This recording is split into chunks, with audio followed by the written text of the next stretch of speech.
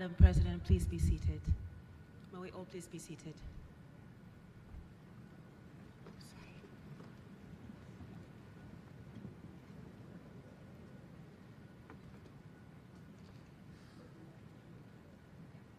Right, now brass band, may we please proceed now with the national anthem, and please, may we please rise again. So we will start with the national anthem and then proceed to the EAC anthem and then the African Union anthem.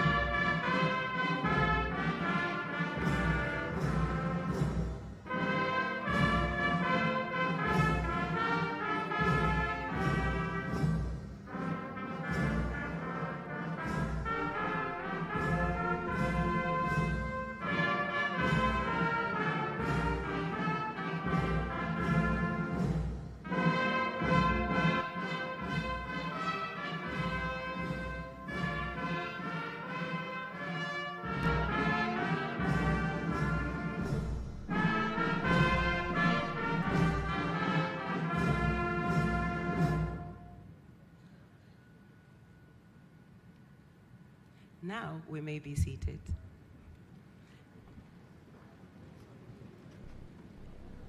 I would now like to welcome the religious leaders who are going to do our opening prayers for today, Prophet Samson and Share from Mufti's office.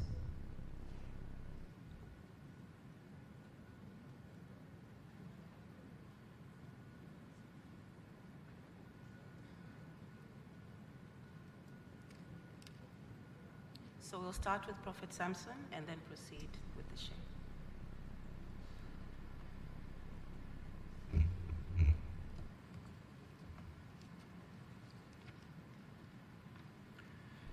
Mheshimiwa Dr. Samia Suluhu Hassan, Rais wa Jamhuri ya Muungano wa Tanzania na Amiri Jeshi Mkuu, waheshimiwa wawakilishi wote kutoka nchi zote wanaoshiriki katika mkutano huu, Mheshimiwa wawaziri wote kutoka nchi zote za Afrika wanazoshiriki katika mkutano huu, Mheshimiwa Dr. Tulia Ackson, mbunge, Spika wa Jamhuri ya Muungano wa Tanzania na Rais wa Muungano wa Mabunge yote duniani IPU, waheshimiwa wabunge, Mheshimiwa Waziri Mstaafu Kayanda Pinda, ndugu washiriki wote ndani ya Tanzania na nje ya Tanzania, ninawasalimu katika jina la Yesu Kristo. Amani ya Bwana wetu iwe pamoja nanyi. Waheshimiwa Rais na mgeni rasmi wa mkutano huu, kwanza kabisa nichukue nafasi hii kujitambulisha. Mimi naitwa Prophet Samuel Samson Roringa, mwangalizi wa kanisa la Omega, na viongozi wote, Mungu awabariki sana. Naomba kwa pamoja tuweze kuomba. Baba, katika jina la Yesu Kristo wa Nazareti mwanangu hai, Bwana Yesu, tunakushukuru kwa ajili ya mkutano huu mkuu ambao Mungu umeichagua nchi Tanzania na umeipa fursa nyingine, nchi yetu ya amani ambayo Mungu umetupa neema hii. Tumeona mikutano mingi ikifanyika chini ya uongozi wa Rais wetu wa Jamhuri ya Muungano wa Tanzania, Daktari Samia Suluhu Hassan, na hii ni kwa sababu ya ile amani na tunu ya amani uliyotupa katika taifa hili. Mungu, tunakusihi, tunza amani na tunu ya taifa hili kama ambavyo umekuwa ukitunza. Mungu, tunauleta mkutano huu ambao Mungu umetusaidia kama uchumi wa Mwafrika kwa habari ya kilimo. Mungu, tunajua sekta hii ya kilimo haijaanzia kwetu, bali wewe tangu mwanzo ulipoumba ulianza kumkabidhi mwanadamu wa kwanza bustani ya Eden ailime na kuitunza. Lakini zaidi ya yote Bwana Yesu, tunajua tuko katika mkutano huu wa kilimo, lakini naomba kama ambavyo umeipa amani nchi yetu ya Tanzania, nilete pia taifa la Kongo ambalo wenzetu wako katika vita, nikiitakia amani kama mtumishi wako. Mungu, ninakusihi achilia amani zaidi juu ya mataifa yote ya Afrika na viongozi wao ambao Mungu wanapitia changamoto za kukosa amani kama sisi ambavyo umetupa amani katika taifa letu. Baba, ninajua ya kuwa wewe unanisikia na kuheshimu maneno yale ninayotamka kinywani mwangu. Mungu, nakusihi ukayatazame maneno yangu, ukaendelee kuiweka Afrika katika amani, upendo, mshikamano, umoja, na hasa katika sekta hii ya kilimo. Mungu wangu na baba yangu, achilia hekima, maarifa na uchaji wa Mungu juu ya viongozi wote wa Afrika ili waweze kutuongoza vizuri. Lakini zaidi ya yote Mungu, ninakusihi, angalia taifa letu la Tanzania tukiwa katika mwaka huu wa 2025, ni mwaka wa uchaguzi. Tupe uchaguzi wa kweli, amani na haki, lakini zaidi utulivu mkubwa chini ya rais wetu Daktari Samia Suluhu Hassan, ili tukafanya uchaguzi tusiwe kama mataifa mengine yalipoingia kwenye migogoro na nguvu zingine za vita wakati wa uchaguzi. Sisi tupe utulivu, amani, mshikamano, upendo na ushirikiano ili tuweze kumaliza uchaguzi huu vizuri. Baba, asante kwa ajili ya neema hii. Asante Bwana Yesu kwa ajili ya haya yote, nikiomba na kuamini katika jina la Baba na la Mwana na la Roho Mtakatifu. Amen. Asanteni sana.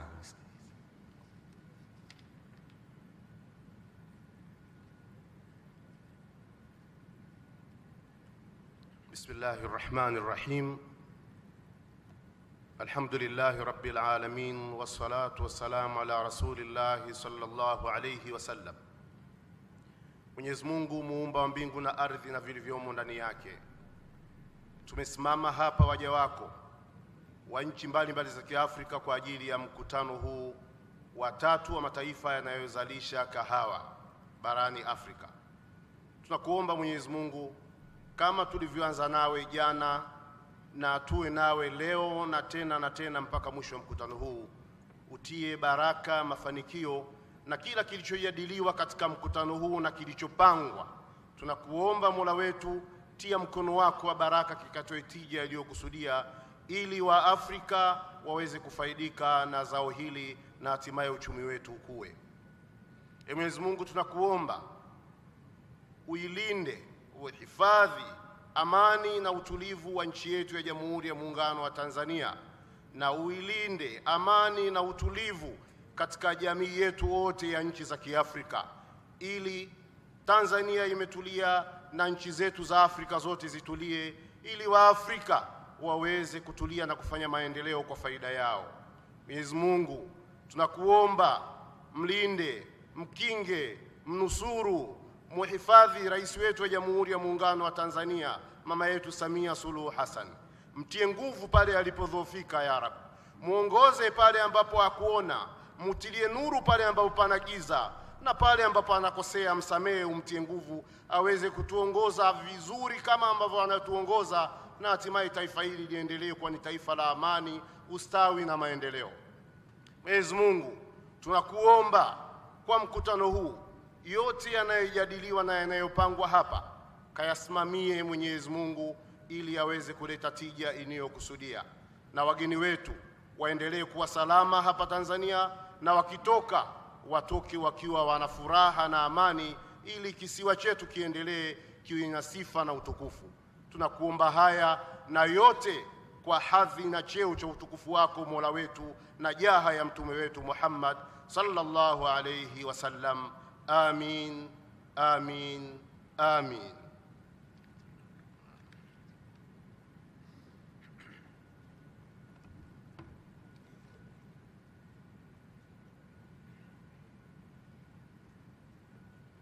Together for religious leaders.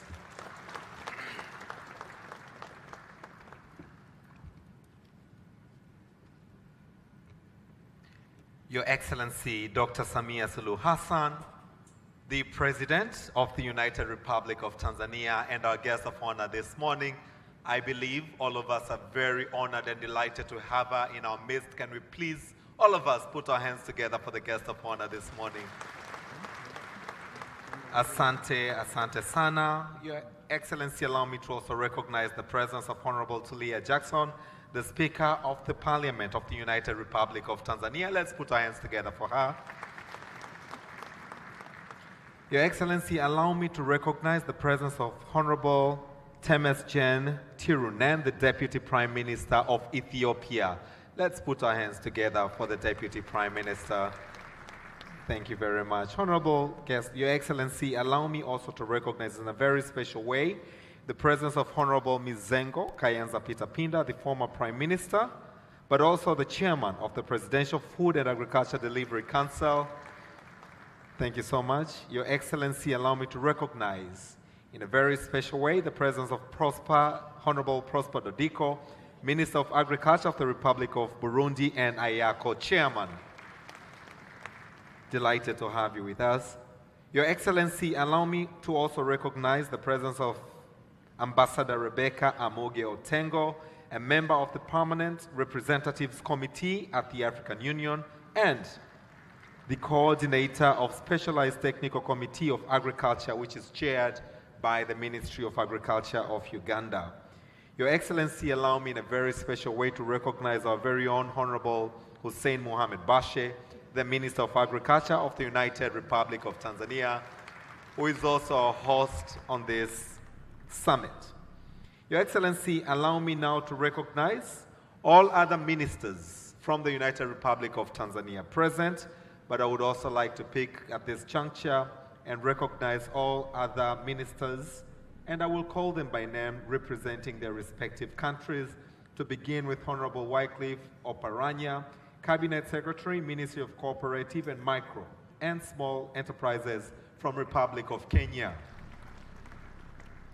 Your Excellency, allow me to recognize the presence of Honorable Dr. J. Alexander Nuta, Minister from the Republic of Liberia.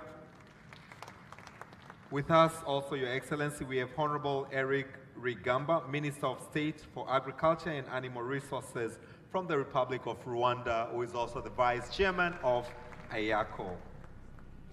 Your Excellency, allow me to recognize the presence of Honorable Kiakulaga Fred Bwino, Minister of Agriculture, Animal Industries and Fisheries from the Republic of Uganda. Delighted to have him with us. Your Excellency, allow me to recognize in a very special way the presence of Honorable Davis Marapira, Deputy Minister of Land, Agriculture, Fisheries, Water and Rural Development from the Republic of Zimbabwe. Your Excellency, allow me to recognize the presence of Mr. Anselm Gutson, the Secretary General, Coordinator Committee for Coffee and Cocoa Sector from Togo. Your Excellency, allow me to recognize the presence of His Excellency Ambassador Solomon Rotega, the Secretary General of IACO. Your Excellency, allow me to recognize the presence of His Excellency El Badwi Mohammed, Dean of the African Diplomatic Group, Ambassador of the Union of Comoros to the United Republic of Tanzania. But also at this juncture, allow me to recognize all Excellencies ambassadors present. I would also like to recognize in a very special way Honorable Albert Chalamila, the Regional Commissioner for Dar es Salaam region. Let's give him a round of applause. He's our host in the region, but also allow me, Your Excellency, to recognize the presence of all regional commissioners present. I would also like Your Excellency to allow me to recognize the presence of honorable members of parliament present. I would also like to recognize the presence of Mr. Gerard Mweli, the Permanent Secretary in the Ministry of Agriculture, recognizing all other permanent secretaries present. I would also like to recognize the presence of respective board chairs and board members from various boards under the Ministry of Agriculture. Your Excellency, allow me to recognize all heads of government agencies and public institutions present. I would also like to recognize all heads of the private sector present, distinguished representatives from various ministries present.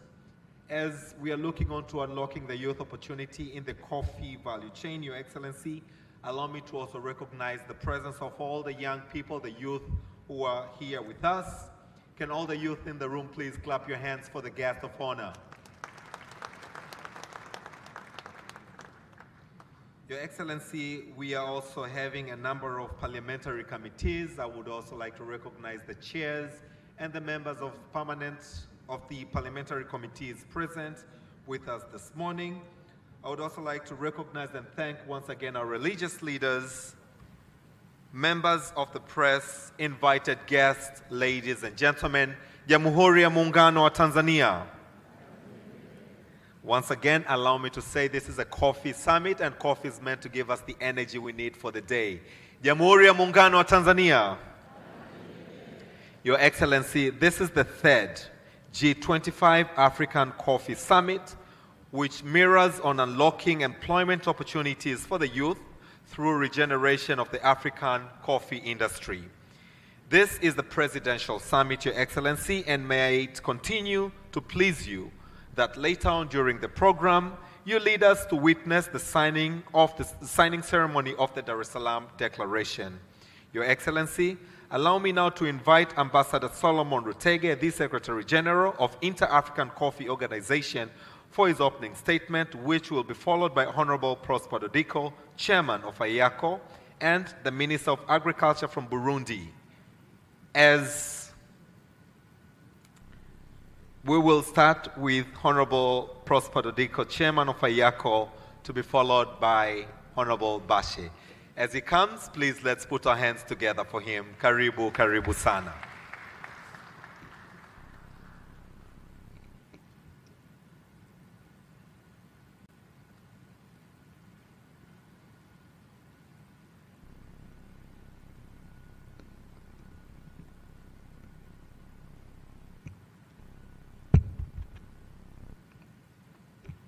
Thank you very much for this opportunity, but I apologize because I want to deliver my speech in French.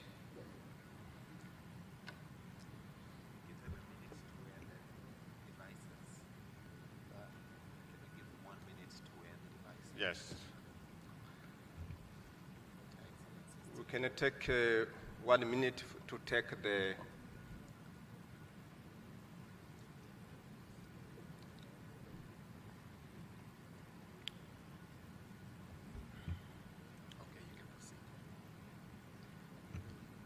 Votre Excellence, Madame la Présidente Samia Suluhu Hassan, Présidente de la République unie de la Tanzanie, distingués délégués, Mesdames et Messieurs, au nom des États membres de l'Organisation internationale du café, OIC, je voudrais exprimer notre gratitude et notre reconnaissance à Son Excellence Samia Suluhu Hassan, Présidente de la République unie de la Tanzanie, et à son gouvernement pour avoir accueilli le 3e sommet africain du café du G25.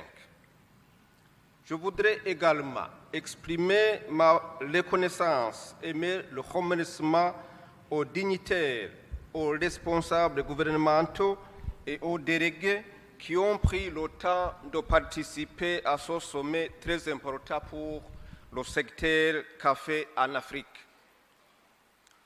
Je voudrais féliciter les chefs d'État des pays membres de l'Organisation interafricaine du café OIC pour leur soutien indéfectible dans le cadre de la présentation de la déclaration de Kampala lors de la 37e Assemblée des chefs d'État de l'Union africaine qui s'est tenue en février 2024. La déclaration demandait l'inclusion du café dans l'agenda 2063 de l'Union africaine, ainsi que la nomination de l'OIAC en tant qu'agence spécialisée du café, au sein, bien sûr, de l'Union africaine. Les 2 requêtes de cette déclaration ont été adoptées par l'Assemblée des chefs d'État de l'Union africaine. Aujourd'hui, nous sommes réunis pour aborder le défi le plus important auquel sont confrontés la majorité des pays africains, le chômage des jeunes. Le thème de ce sommet a été soigneusement choisi pour aborder la question de la création d'opportunités pour les jeunes à régénérer l'industrie africaine du café. L'Afrique, le 2e plus grand continent, compte le plus grand nombre de pays producteurs de café. Le café est le moyen de subsistance ni mzalishaji de 60 millions de mkubwa personnes wa sur kahawa le continent. na tumekuwa tukizalisha zaidi ya kahawa na ambapo watu zaidi ya milioni 65 barani Afrika wamekuwa wakizalisha kahawa, na tungependa kuifanya idadi hii ya wakulima wa kahawa iwe maradufu zaidi. Na leo hii tunapokutana katika mkutano huu, uzalishaji na tija na ongezeko la thamani la kahawa vimekuwa bado ni changamoto, hasa kwa sababu nchi zetu hazitumii kahawa inayozalishwa ndani ya bara letu. Hadi kufikia mwaka 2050 bara letu na nchi zetu zinatarajiwa kuzalisha kahawa nyingi zaidi, na hii inaonyesha kwamba kutakuwa na hitaji kubwa zaidi la kahawa katika soko la Afrika na dunia kwa ujumla. Kwa sasa tunao wakulima ambao wanatamani kunufaika zaidi na sekta hii ya kahawa katika masoko ya kimataifa. Kwa bahati mbaya, sisi tumekuwa tukitumia asilimia ndogo sana ya kahawa ambayo tumekuwa tukizalisha wenyewe katika nchi zetu. Kwa kwa sehemu kubwa kahawa yetu imekuwa ikiuzwa nje kama kahawa ghafi, na kahawa hiyo inarejeshwa kwenye nchi zetu na kununuliwa na sisi wenyewe. Na hata hivyo, kwa bahati mbaya, uuzaji wa kahawa nje ya nchi na uzalishaji wa kahawa umekuwa ukiporomoka kwa miaka mingi, na sababu mojawapo ya kuporomoka huko kwa uzalishaji wa kahawa ni pamoja na magonjwa, mabadiliko ya tabia nchi, changamoto zinazokabili wakulima, lakini pia ukosefu wa masoko ya kahawa na kukosekana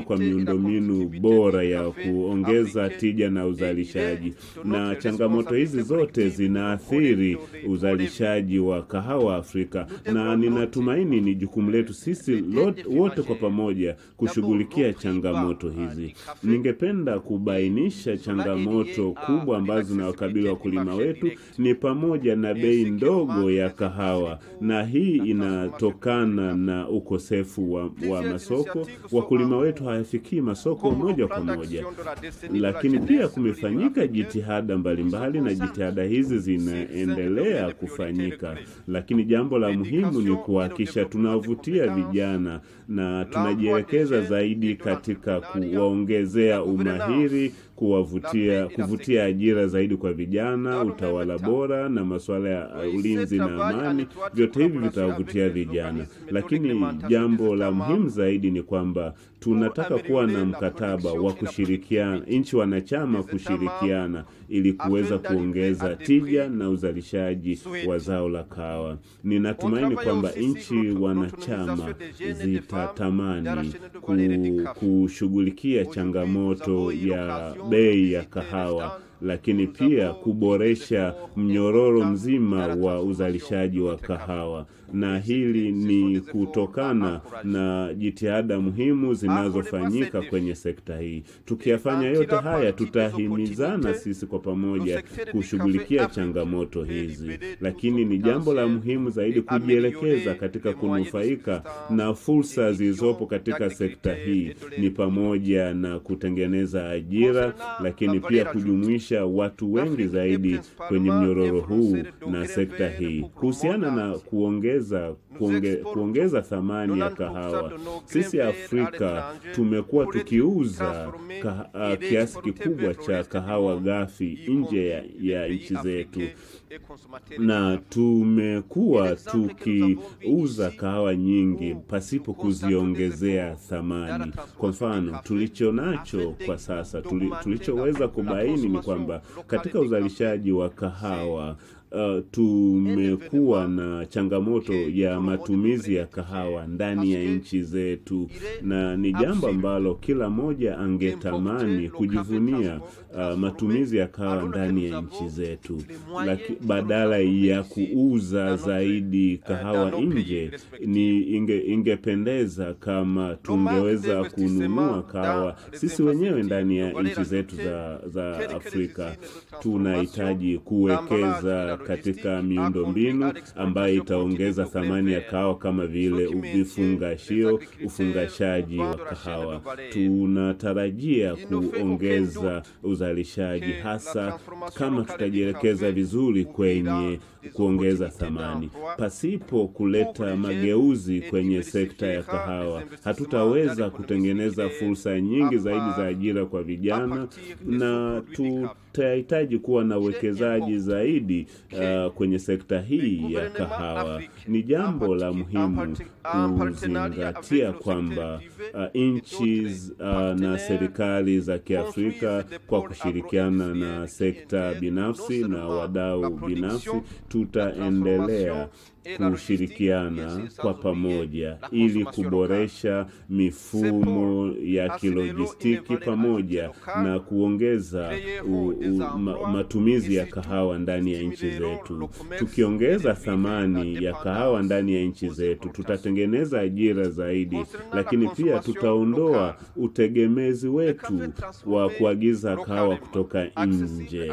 Kuhusiana na kahawa kutumika ndani ya nchi zetu, hii itafanya kwamba tukichakata kahawa ndani ya nchi zetu, tutaifanya kahawa inunulike na kutumika katika nchi zetu, na hivyo kuchochea uchumi wa nchi zetu za Kiafrika. Tunapenda kuzipongeza nchi zinazofanya hivyo, tujifunze kwenye hizo nchi kama Brazil, Indonesia ambazo zimewekeza zaidi katika kuchakata kahawa wao wenyewe. Sisi Afrika kwa bahati mbaya tunatumia zaidi ya nusu ya kahawa kutoka nje kuliko kile tunachokizalisha, na kiutamaduni inaonyesha kwamba sisi ni watumiaji wazuri wa kahawa, na tunaweza kujifunza kutoka Ethiopia ambao wao wamefanikiwa kuzalisha, lakini pia wanatumia kahawa.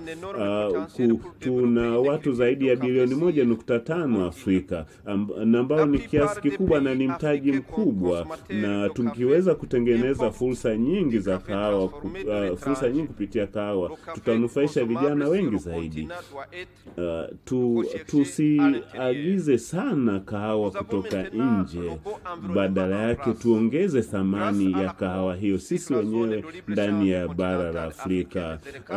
Tunashukuru kwa uwepo wa mkataba wa eneo huru la biashara Afrika. Ninatumaini kwa kupitia AfCFTA tutaweza kuwalazimisha nchi za Kiafrika zinunue kahawa kutoka nchi jirani za Kiafrika badala ya kuagiza kutoka nje, na hili ni jambo la muhimu, na nadhani ni la lazima kwa nchi za Kiafrika kutumia kahawa inayozalishwa na nchi jirani ndani ya bara letu la Afrika. Lakini pia ningependa kusisitiza kwamba mkutano huu ni muhimu sana kwa sekta au kwa tasnia ya kahawa, ambapo tunajadili namna sekta hii inaweza kutengeneza ajira zaidi na kuwanufaisha vijana na wanawake wa Afrika. Tukio hili au mkutano huu ni muhimu zaidi katika kushughulikia changamoto zinazokabili sekta ya kahawa ndani ya bara letu la Afrika. Mkutano huu utatuwezesha kupata suluhisho za kudumu, na kila mmoja wetu aliyemo katika ukumbi huu ana mchango mkubwa wa kuchangia kukuza sekta hii. Na takieni majadiliano mema. Asante sana. Can we please extend another warm round of Naomba applause tumpigie makofi to Honorable Prosper Dodiko, Chairman of AYACO and the Minister of Agriculture from Burundi. Your Excellency, this being the third G25 African Coffee Summit, as I mentioned earlier, we are guided by the theme Unlocking Employment Opportunities for the Youth through Regeneration of the African Coffee Industry. Allow me now, without further ado, Your Excellency, to call the countries for the endorsement statement as they are representing the heads of state, to begin with the Republic of Kenya, to be followed by the Republic of Uganda. As Honorable Minister is coming, can we please put our hands together as he comes to the podium? Karibu sana.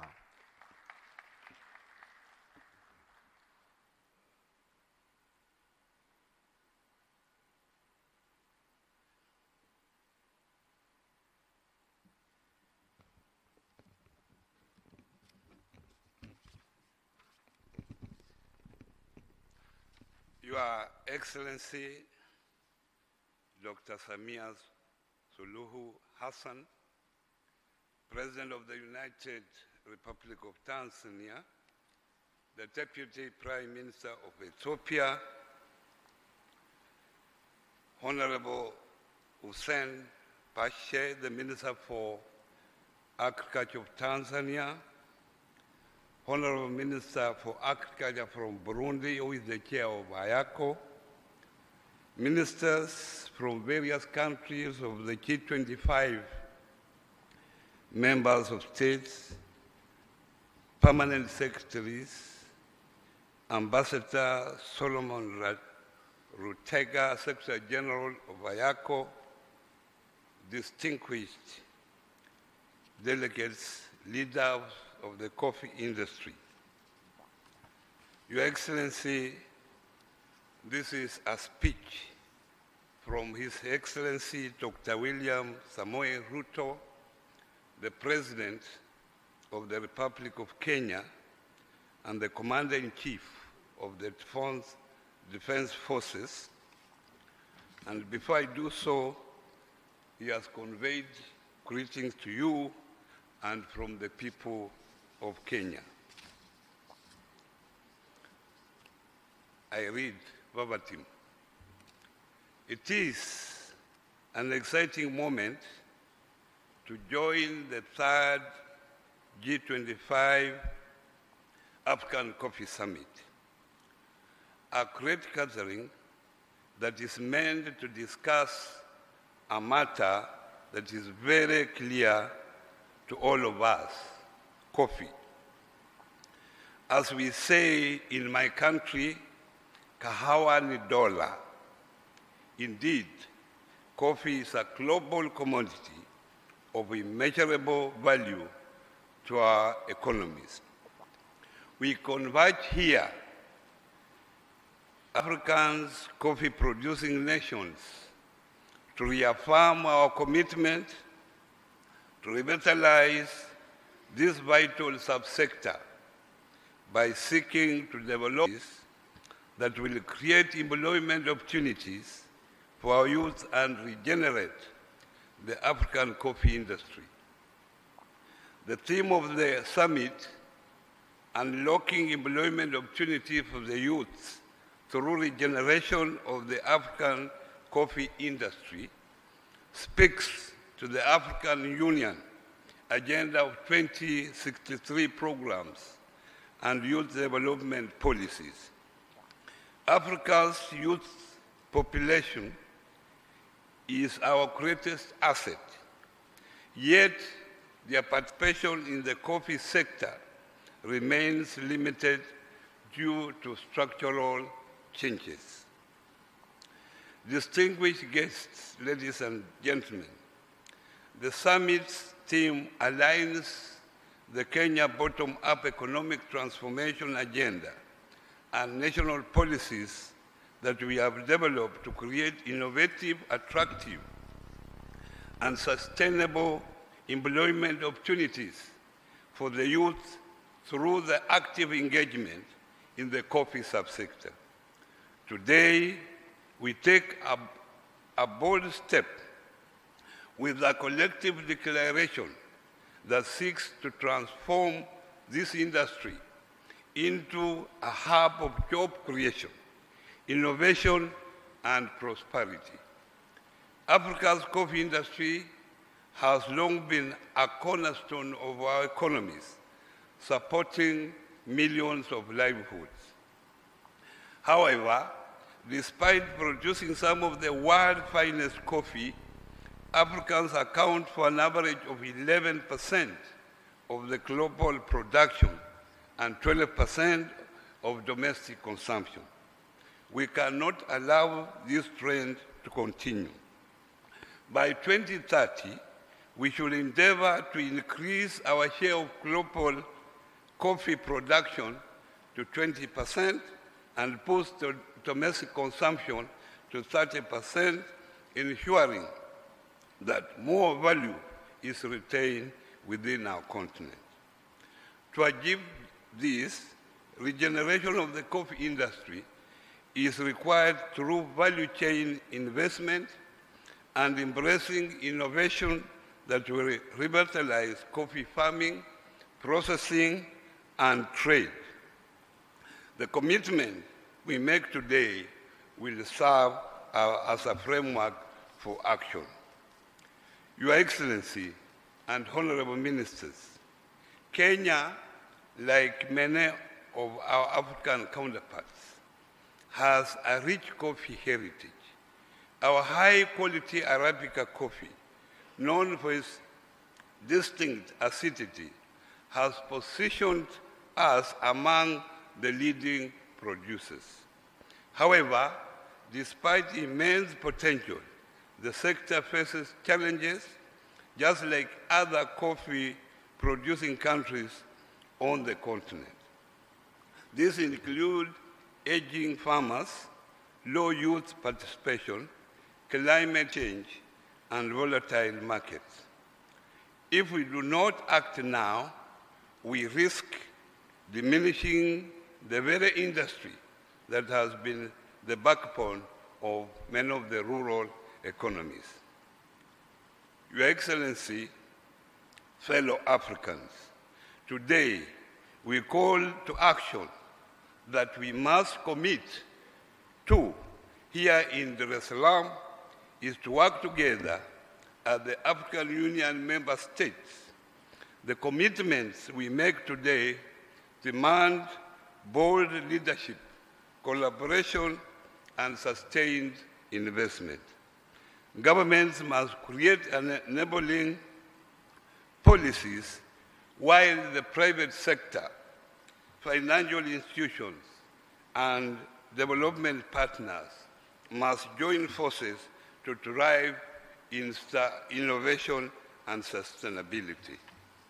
Most importantly, we must empower the youth to take charge of the industry by providing them with access to finance and technology, training, and opportunities along the entire coffee chain, value chain. The declaration signed here will define the future of African coffee industry and, by extension, the economic empowerment of our people. Your Excellency, fellow Africans, Kenya takes its pride of place by solidly endorsing the Dar es Salaam Declaration that, among other objectives, seeks to boost production, prioritizing intra-Africa trade, and fostering value addition. Let us move forward in solidarity, determination, and commitment to building a coffee sector that is resilient, innovative, and led by the youth of Africa. As I conclude, may I please remind you that while you may not buy happiness, you can buy African coffee and build Africa. Asanteni sana, Mungu awabariki.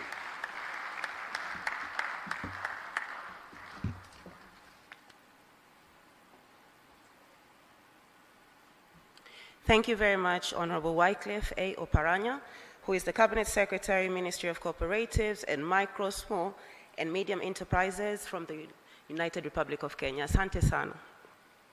And now, Your Excellency, allow me to welcome Honorable Kyakulaga Fred Bwino, who is the Minister of Agriculture, Animal Industries and Fisheries from the Republic of Uganda, for his endorsement statement for the Dar es Salaam Declaration.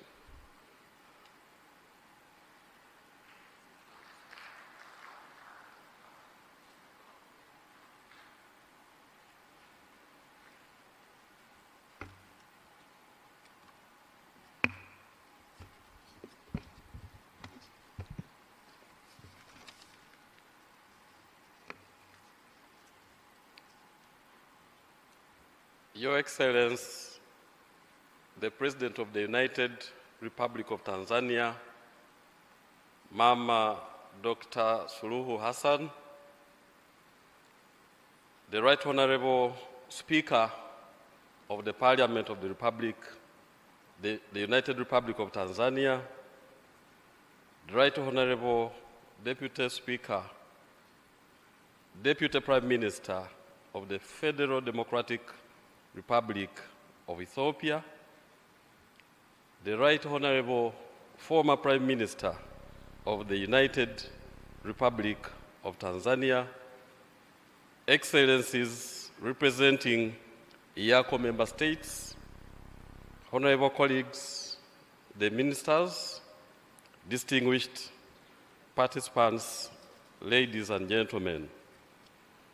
Your Excellency, allow me to present the statement from His Excellency, the President of the Republic of Uganda, His Excellency Yoweri Kaguta Museveni, at this auspicious third G25 Coffee Summit verbatim. And you'll allow me to adopt the protocols that I've already elaborated. I bring you greetings from the people of Uganda, and particularly the actors in the coffee industry. I wish to thank you, Your Excellency, Samia Suluhu, and our Tanzanian brothers and sisters for the warm hospitality accorded to the Ugandan delegation since arriving in this beautiful city of Dar es Salaam. I also thank you for hosting us for this third G25 African Coffee Summit. Excellencies, coffee is a strategic commodity in many of our countries.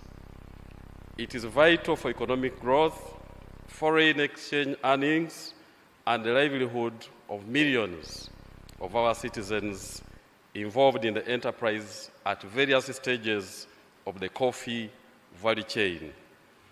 I thank the government of Tanzania for its continued commitment to advancing Africa's coffee industry. The convening of this summit in Tanzania is a testament to the country's dedication to promoting coffee as a strategic commodity for economic transformation across our continent. I also thank the Inter-Africa Coffee Organization, IACO, for their continued leadership in championing the cause of the African coffee. You will recall that in August 2023, Uganda hosted the second G25 Africa Coffee Summit in Kampala. The objective was to garner support from all Africa coffee-producing countries to reach consensus on building an integrated coffee sector.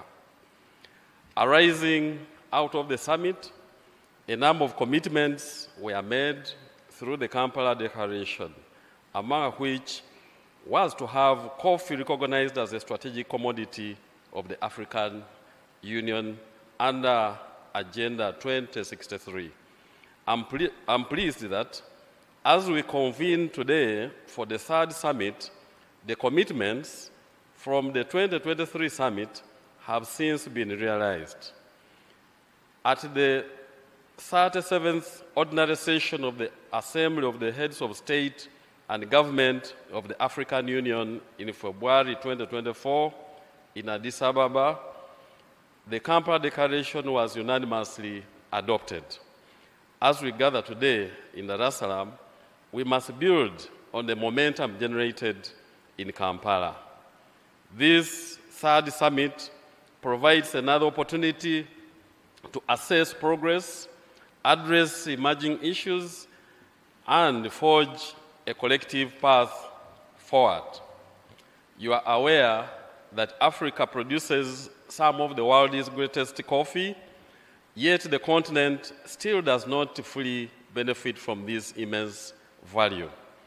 In Uganda, for instance, we produce 8.2 million bags of coffee. That is about 500,000 metric tons. Out of these, 6.2 million bags were exported as per the 2023 statistics, but only a small fraction of about 1 metric ton was processed at home. The rest is just sold as raw coffee, which serves as a raw material to Europe and the rest of the importing countries. This coffee then comes back to us in different names, selling expensively. We have to change this narrative. Through enhanced value addition, better market access, and policies that prioritize farmers' welfare, we can ensure that African coffee commands the respect and value it deserves on the global stage. The theme of this summit Unlocking employment opportunities for the youth through regeneration of the African coffee industry is relevant. Africa has the youngest population in the world, and we must harness this demographic dividend to revitalize our coffee sector.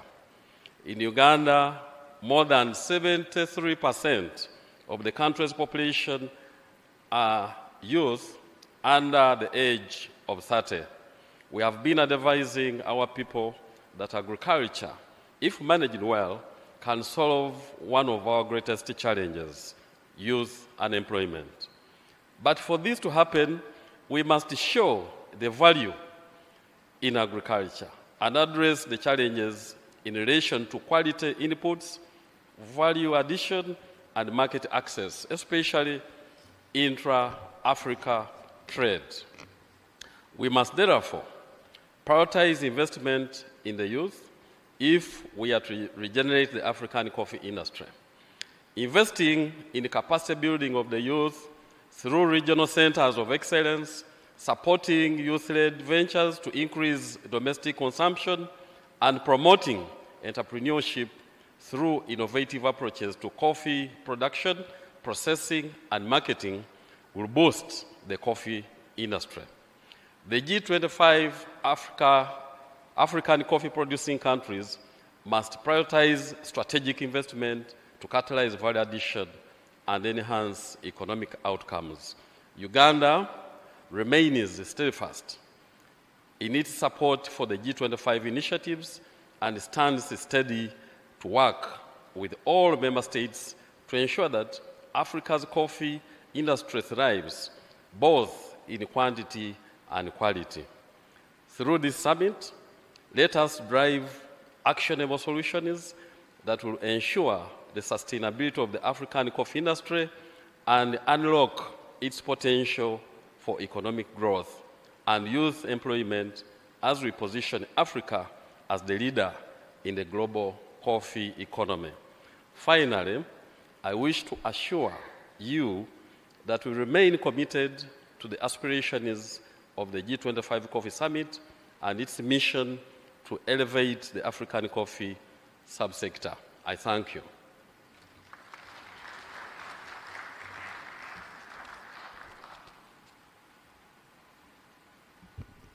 Can we please extend another round of applause to Honorable Kyakulaga Fred Bwino of the Republic of Uganda for your endorsement statement on the Dar es Salaam Declaration, Your Excellency. Allow me now to invite Honorable Eric Rigamba, Minister of State for Agriculture and Animal Resources of the Republic of Rwanda, for the endorsement statement of the Dar es Salaam Declaration, followed by that of Togo. As he comes, let's give him a warm round of applause.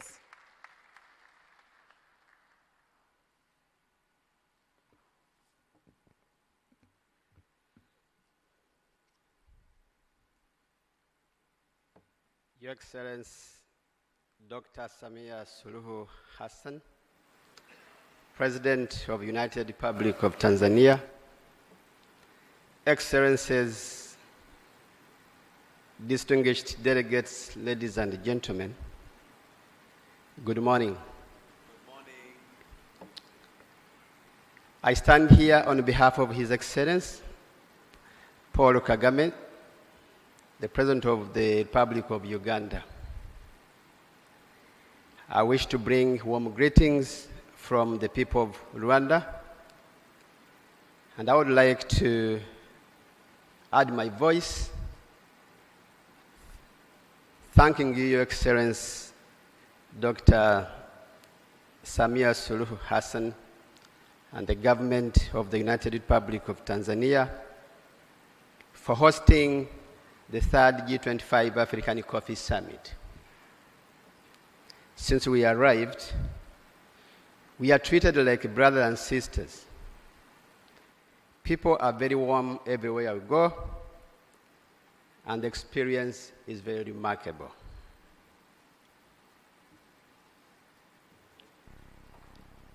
Rwanda is and will fully endorse the Dar es Salaam Declaration on coffee as a strategic community. For us in Rwanda, coffee plays a very critical role in fostering poverty reduction, economic growth, and sustainable development in Rwanda, and we believe in Africa. Coffee production in Rwanda supports hundreds of thousands of families directly and indirectly. The sector forms a very crucial component of Rwanda's export strategy. It's a major source of employment. It plays a very critical role in terms of job creation. And so the sector is very critical. We want to acknowledge the strategic value of this sector.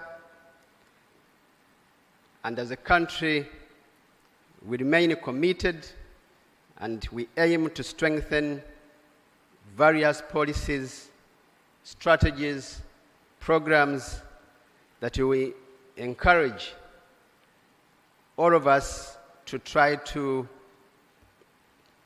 deal with the challenges the sector is facing and be able to optimize the opportunities it offers. As the government of Rwanda, we want to reiterate our commitment to do all it takes to encourage more investments in the sector, promote research and innovation. We want to put all efforts to increase production and productivity and value to the actors in the sector. We want to work with everyone to increase market access for our smallholder farmers, as well as making all efforts to ensure better coordination among all stakeholders in the coffee value chain in Rwanda, in the region, and the continent. Your Excellency, this summit and the declaration that will be signed later on represents our voice. We are ready to join all other African countries producing coffee, for shared vision towards coffee industry that we hope and believe they will be beneficial to all sectors and all actors. I thank you for your kind attention.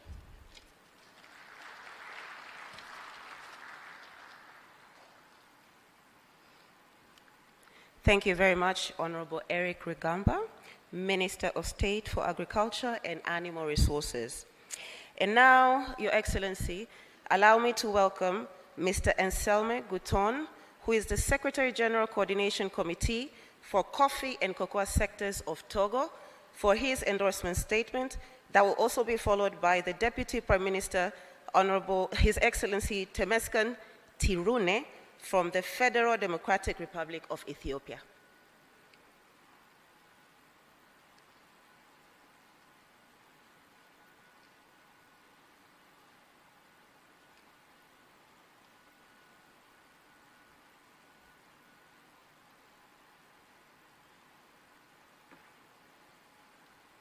I want to talk in French. In French. You can just speak.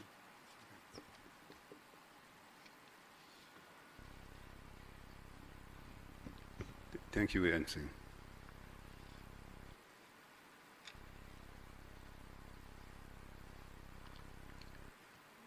In French, please. Tafadhali tuvae vifaa vya ukalimani. Excellence, Dr. Samia. Mheshimiwa Dr. Samia Suluhu Hassan,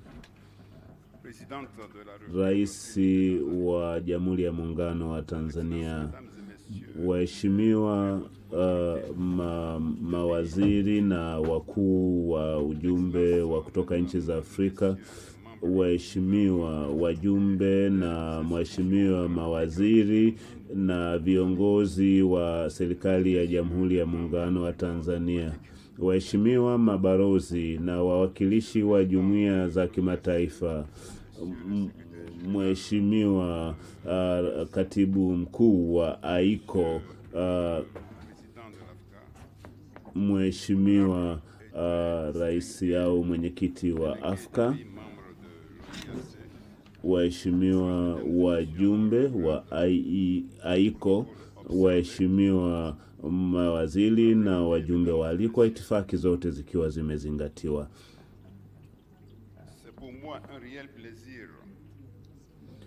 Ni heshima na taadhima kubwa sana kupewa nafasi hii ya kuzungumza katika mkutano huu muhimu kwa niaba ya nchi yangu ya Togo, lakini pia kwa niaba ya Mheshimiwa Rais Yasimbe, Rais wa Jamhuri ya Togo, ambaye amenituma kuja kutoa maoni au tamko kuhusiana na azimio hili na katika mkutano huu mkuu wa masuala ya kahawa Afrika.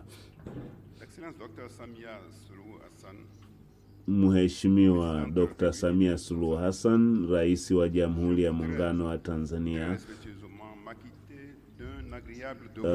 kwa heshima na taadhima zote, ningependa kuchukua fursa hii kuwasilisha salamu za Mheshimiwa Rais mwenzako wa Jamhuri ya Togo, lakini pia ningependa kuchukua fursa hii adhimu kushukuru wa Tanzania na serikali ya Tanzania kwa nafasi hii na kwa ukarimu tulioupata tangu tulipowasili katika jiji hili zuri sana la Dar es Salaam.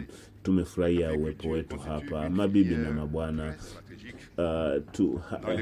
Hatuna maneno ya kutosha sana kuelezea kuhusu umuhimu wa kahawa katika chumi zetu za bara la Afrika, hasa nchi zinazozalisha kahawa, yani nchi 25 za Afrika zinazozalisha kahawa zimeamua kufanya mkutano huu ambao ni wa muhimu sana, na ni jambo la muhimu sana kuamua kuhusu kahawa kwa sababu ni zao la kimkakati na limeingizwa katika ajenda ya Umoja wa Afrika ya 2063. Uamuzi huu ulianza mchakato wake mapema 2023 na 2024 wakati wa mkutano mkuu wa kwa nchi waliamua zao hili la kimkakati. Na sisi Afrika tumekuwa tukizalisha 11% tu, na Ethiopia wanauza nje zaidi ya 25% ya kahawa ghafi. Kwa hiyo tunapenda kupongeza kamati ya maandalizi ya mkutano huu kuhusu kahawa kwamba kauli mbiu hii ya kufungua fursa za ajira kwa vijana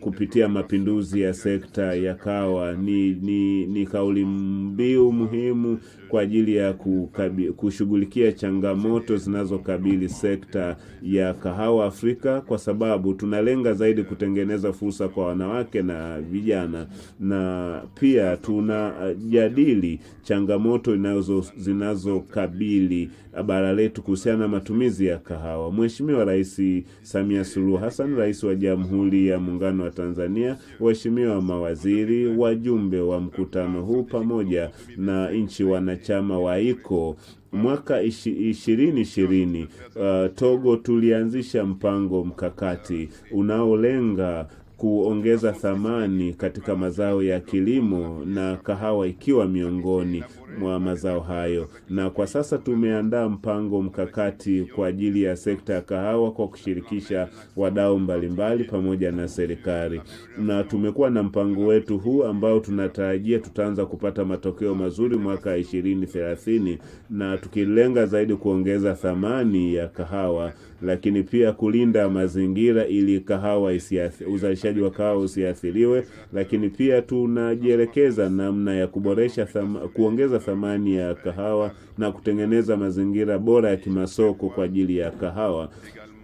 na kuweza kuongeza thamani ya kahawa kwa kupitia wazalishaji wa ndani kabla haijauzwa nje. Na lakini pia tumekuwa na jitihada mbalimbali tulizozianzisha za kuhusisha teknolojia katika uzalishaji. Mwaka 2024 tumeandaa miongozo inayowasimamia wadau wote wa sekta ya kahawa katika nchi yetu ili waweze kusimamia vizuri uzalishaji. Na uchakataji wa kahawa ulianza mwaka 2020 na tumekuwa na viwanda vidogo ambavyo vinachakata kahawa ambayo imeshakaangwa, na tunalenga zaidi kuongeza au kuboresha kwa kiwango kikubwa ubora na matumizi ya kahawa ndani ya nchi yetu. Sehemu kubwa ya kahawa inayozalishwa ndani ya nchi yetu iliwe au itumike na wananchi wa Togo. Kwa kuhitimisha hotuba yangu, napenda kueleza kwamba tunapaswa kuwa na dhamira thabiti kuimarisha sekta hii, na nchi yetu imedhamiria na inaahidi kutekeleza majukumu mbalimbali ya kusimamia maendeleo katika sekta ya kahawa. Na ninatumaini kwa pamoja tukishirikiana kwa maana ya nchi 25 zinazozalisha kahawa tunaweza tukafanikiwa. Napenda kumshukuru Mheshimiwa Rais Dr. Samia Suluhu Hassan, Rais wa Jamhuri ya Muungano wa Tanzania, na ninyi nyote kwa kunisikiliza. Asanteni sana.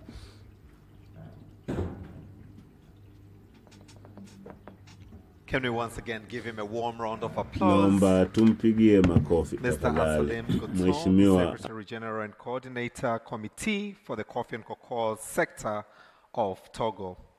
Your Excellency, we are truly honored, very honored to have with us this morning on the 3rd G25 African Coffee Summit 2025 Honorable Temesgen Tirunen, the Deputy Prime Minister of Ethiopia.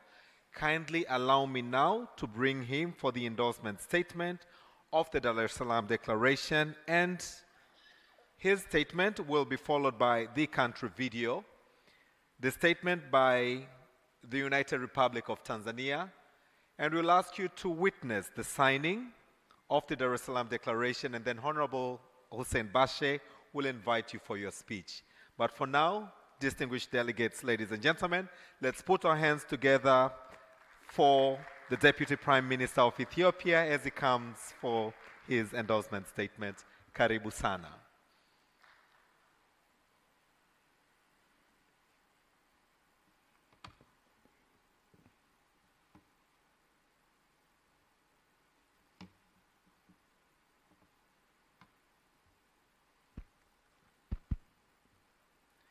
Your Excellency, President Samia Suluhu Hassan, President of the United Republic of Tanzania, Excellencies, Head of Delegations of G25 African Coffee Production Countries, Your Excellency, Ambassador Solomon Rittiga, Secretary General of Inter-Africa Coffee Organization, IACO, Excellencies, Ministers, Honorable Ambassadors, and representatives of intergovernmental organizations, distinguished invited guests, ladies and gentlemen. As an Ethiopian, I take coffee very seriously. It is in our history, our culture, even our bloodstream. In fact, legend has it that an Ethiopian goat discovered coffee when it started jumping around like it had just won the lottery after nibbling on some coffee cherries. Now, that goat may not have known it at the time, but it sparked an entire global industry. I am truly honored to be here and extend my deepest gratitude to the people and government of Tanzania for the warm welcome. I bring you greeting from the birthplace of coffee. I am delighted to take part in this conference as we deliberate on how to make coffee a key driver of Africa's economic growth. I particularly commend the government of Tanzania, the Inter-African Coffee Organization, and all stakeholders who have made this event a success. For Ethiopia, this year's G25 African Coffee Summit is special for two reasons. First, we meet just after the 38th African Union Assembly, where our leaders committed more than ever before to realize Agenda 2063, our collective vision for a prosperous and self-reliant Africa. Second, this summit comes at a time when Ethiopian coffee is reaching new heights in global exports. It is a moment of opportunity. Excellencies, Ethiopia is Africa's leading coffee producer and ranks third in the world. Yet, like all of you, we face significant challenges: climate change, price fluctuation, shifting global regulations. The question before us is simple. How do we ensure African nations are the primary beneficiaries of African coffee? I am encouraged by the progress we have made. For the first time, coffee has been recognized as a strategic commodity in African Union Agenda 2063. We have also successfully established IACO as a specialized agency of the African Union, but this is just the beginning. Now we must focus on mobilizing resources for projects that enhance production, promote domestic consumption, and strengthen intra-African trade, particularly through IFCFTA. Excellencies, this summit is also a platform to share best practices. In Ethiopia, we have made great stride, earning $1.43 billion from exporting 300,000 metric tons of coffee last year alone. Let me highlight a few lessons from our experience. First, policy performance matter. We introduced new regulations that empower farmers and boost national revenue. In the past 5 years, Ethiopia has planted 8.5 billion improved coffee seedlings, a commitment to sustaining production and building a climate-resilient future. Second, sustainability is non-negotiable. We are proud to maintain deforestation-free supply chain and implement sustainable forest management practices. These efforts are not just good for environment. These efforts are not just good for environment. They also strengthen Ethiopia's position in global markets, ensuring compliance with new regulations like the European Union's deforestation regulation and corporate sustainability due diligence directive. Third, partnerships drive success. Our work with international partners such as the Italian Agency for Development Cooperation, UNIDO, has de-risked investment in Ethiopia's coffee sector, allowing us to produce some of the finest coffee in the world. But perhaps one of the most overlooked advantages is our culture and coffee consumption. In Ethiopia, we drink half of what we produce, which not only fuels our mornings but also keeps our coffee sector competitive at home and abroad. Excellencies, the road ahead is clear. Africa must invest in the coffee industry. We must add value, create jobs, and expand our global market share.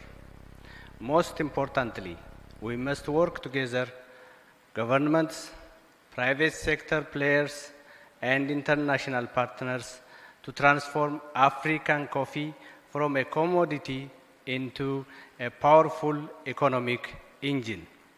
I want to assure Ethiopia stands ready to turn the outcomes of this summit into concrete actions, because at the end of the day, coffee is not just a drink. It is our history, culture, and if we do this right, our future. As we move forward, let us submit to translating our discussions into action, building a more sustainable, competitive, and prosperous Africa coffee industry. The potential is immense, and together we can ensure that Africa reaps the full benefit of its coffee sector. Ethiopia remains dedicated to this shared vision, and I look forward to a continued collaboration with all of you. Excellencies, at last, as previously stated, Ethiopia is renowned as the birthplace of coffee and stands the largest coffee producer on the continent Africa. During our chairmanship of IACO, we played a pivotal role in securing coffee's recognition as a strategic commodity within the AU 2063 agenda. Our initiatives to boost domestic coffee consumption, alongside the strategies we have implemented to empower youth and women in the coffee industry, underscore our unwavering commitment. In light of these efforts, Ethiopia would be deeply honored to host the 4th G25 summit in 2027. And it respectfully seeks the endorsement of member states for this proposal. I am sure you will accept it. I am sure we will be at your second home, African Union, beautiful city, Addis Ababa. So thank you very much.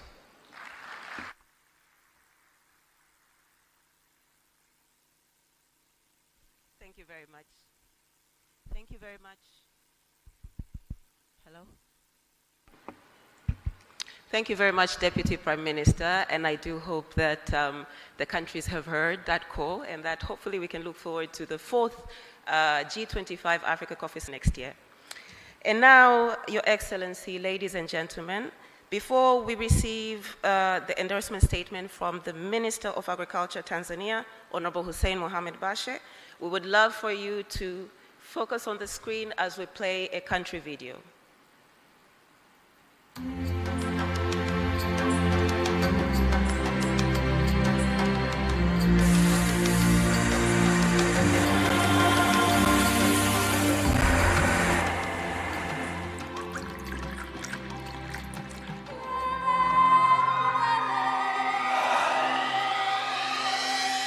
Tanzania, East Africa, a land of rich soils, breathtaking landscapes, and one of the world's most cherished commodities, coffee. Tanzania produces both Arabica and Robusta coffees in 3 production zones in the country's northern, western, and southern regions. Arabica, known for its smooth and aromatic profile, is grown in the northern regions of Kilimanjaro and Arusha, the southern highlands, and Kigoma in the west. Robusta, known for its bold and strong flavor, thrives in Kagera near the shores of Lake Victoria. Arabica accounts for 60% of production and Robusta 40%. Together, they create a unique blend of flavors that put Tanzanian coffee on the global map. At the beginning of the journey under the 6th administration, Tanzania's coffee production stood at around 59,000 metric tons, ranking Tanzania 3rd in the East African region and 4th in Africa. Despite these historical achievements, the sector faced the following challenges. Farmers received 4,500 Tanzanian shillings, or about $1.7 per kilo of Arabica, and 1,300 Tanzanian shillings, or $0.50 for a kilo of Robusta. The country earned a low income of about $112 million in coffee exports. Individual-based selling weakened farmers' bargaining power, and the ability to produce and distribute coffee seedlings was limited to 7 million seedlings annually. Despite the global recognition of Tanzanian coffee, farmers struggled with low yields, unstable prices, and market access challenges. Under President Samia Suluhu Hassan's leadership, strategic reforms have transformed the coffee sector. Production and distribution of high-quality coffee seedlings increased from 7 to 22 million annually and have been provided free to farmers.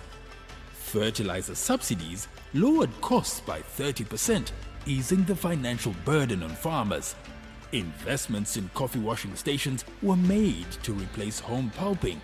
Training to improve coffee quality by 25% to gain access to niche markets. Block coffee farms were introduced to engage youth in coffee farming. Research initiatives now focus on climate resilience and sustainable farming.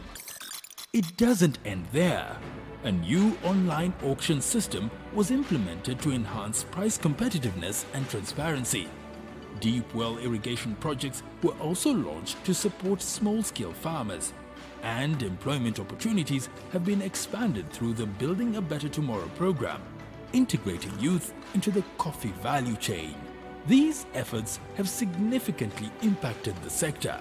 Production has risen to 85,000 metric tons. Tanzania is now the second largest coffee producer in East Africa and maintains its 4th position in Africa. Export earnings doubled to about $235 million in 2023-2024.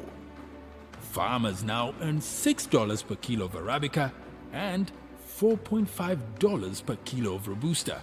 And Tanzanian coffee continues to secure strong markets in the EU, Japan, the USA, Canada, and Africa. The transformation is best reflected in the voices of stakeholders. We are very much thankful to the President of Tanzania, Mama Samia Suluhu Hassan, who has given this opportunity to come up with businesses like ours. I am an investor in the coffee industry. As the owner of Cafe Coffee, we are happy to have this presence in Tanzania, and we have been expanding quite large.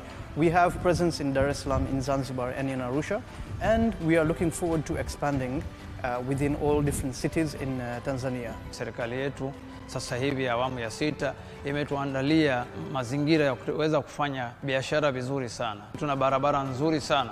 Kuna wakati tukiwa tunatoka Bukoba mkoa wa Kagera ambapo tuna kiwanda chetu kuja kufika Dar es Salaam kwa gari ilikuwa inabidi uzunguke kwenda Uganda, Kenya hadi Dar es Salaam kuja kufika hapa.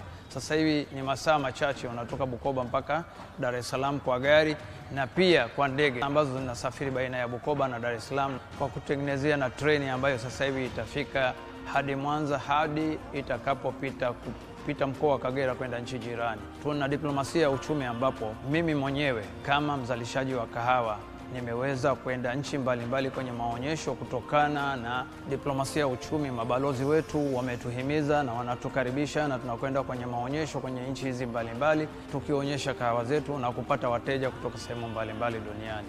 I just came back from Dubai, the world of coffee, and the opportunity is huge. Tanzania is in the highlight, and we are now going to initiate the G25 in Dar es Salaam at JNICC, which is going to open a huge room for a lot of investors, for businesses, and especially to the youth in Tanzania.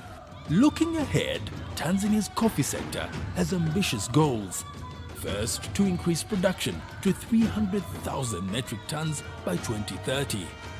To boost coffee export earnings to $1 billion. The government also plans to expand value-added coffee processing to 15% of total production.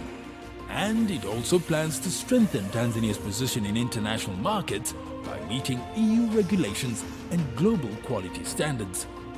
From plantation to cup, every sip of Tanzanian coffee tells a story of resilience, growth, and opportunity. Whether you're a farmer, processor, exporter, or consumer, you are part of this journey. The future of Tanzanian coffee is bright, and there's ample room for all to grow, invest, and savor its unmatched quality. Let's work together to revitalize the African coffee industry and create meaningful employment for our youth.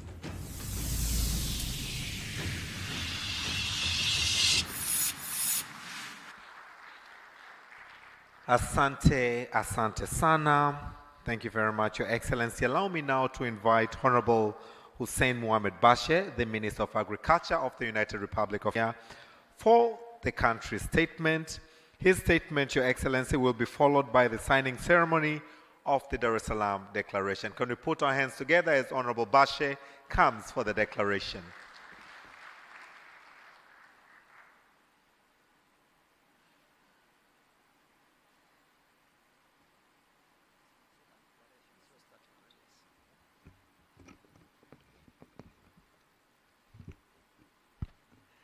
Your Excellency, the President of the United Republic of Tanzania, Dr. Samia Suluhu Hassan, Your Excellency, the Deputy Prime Minister of the Republic of Ethiopia, my colleagues, Ministers of Agriculture from G25 and the government representative, I will not have a statement. Tanzania endorses the declaration. That will be my short statement. I'm here just to read the third G25 African Coffee Summit. Your Excellency, in brief, yesterday we had a long discussion among African G25 countries, and we had come up with our declaration, which I will read in front of you, and that will be signed. And after that, I will invite you for the closing of the summit. Dar es Salaam Declaration, third G25 African Coffee Summit, 21st to 22nd February 2025, held in Dar es Salaam, United Republic of Tanzania. We, the heads of the state and government of the 25 African coffee producing countries, convened for the third edition of the G25 African Coffee Summit in Dar es Salaam, Tanzania, on 22nd of February 2025, under the theme Unlocking Employment Opportunity for Youth through Regeneration of the African Coffee Industry.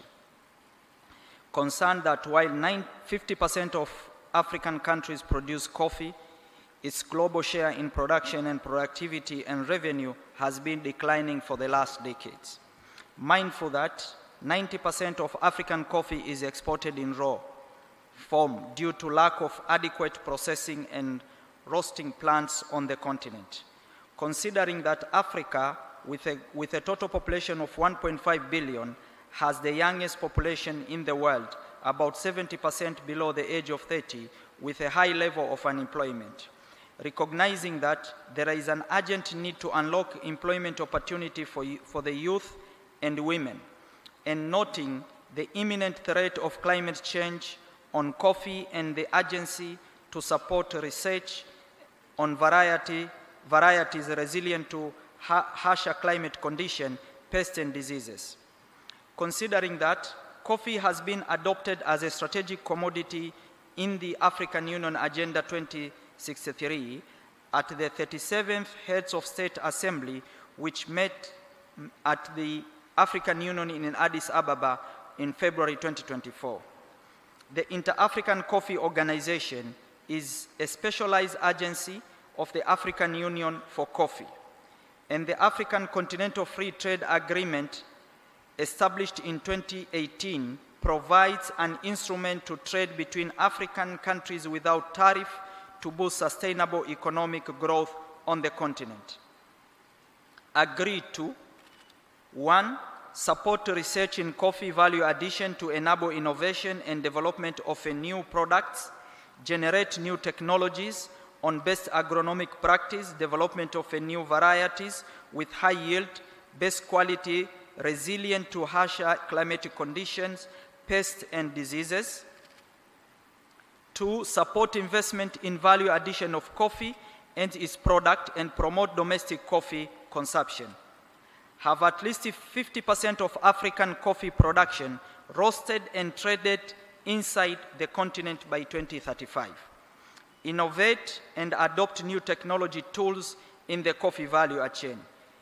Request that the African Union represent the Inter-African Coffee Organization in negotiation with the European Union in connection with the change of EU regulatory framework, such as the EUDR and any other changes in the European regulation. Meaning, EU and any other organization globally should not make a decision on coffee without involving the African Union and the African continent. IACO member countries facilitate the establishment of centers of excellency for coffee and an African Center for Coffee Research. African governments support initiatives to increase domestic coffee consumption, and African governments empower their nationals to go into public-private partnership to invest in coffee value addition locally. We undertake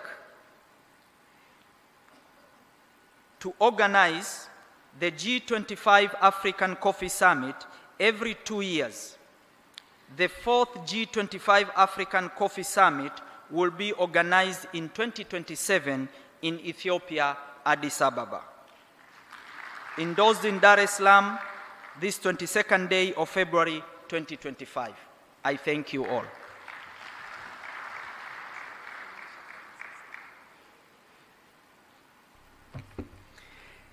As it has been read, we have all been represented. I believe a bigger round of applause would do. Can we once again put our hands together?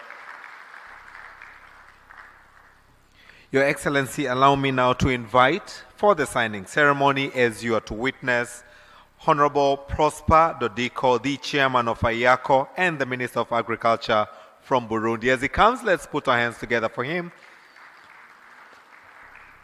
After the signing, I will request that the brass band will also receive as we witness the signing. Excellency, distinguished delegates, ladies and gentlemen, what we are witnessing right now is Honorable Hussein Bashe, the Minister of Agriculture, and Honorable Prosper Dodiko, the Chairman of IACO, signing the Dar es Salaam Declaration.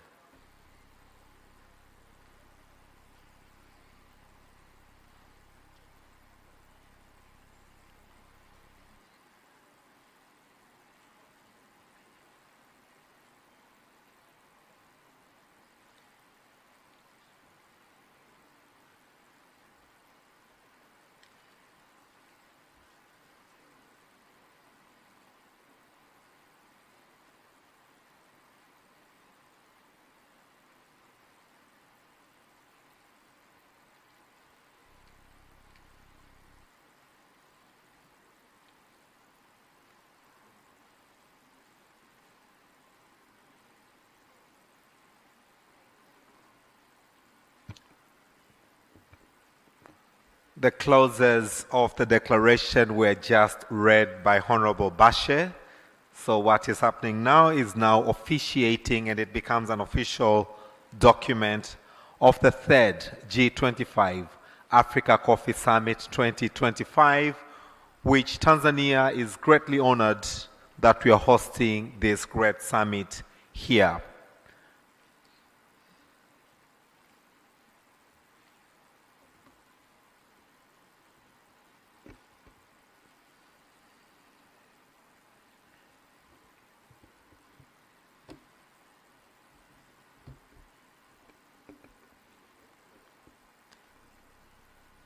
Can we all please put our hands together?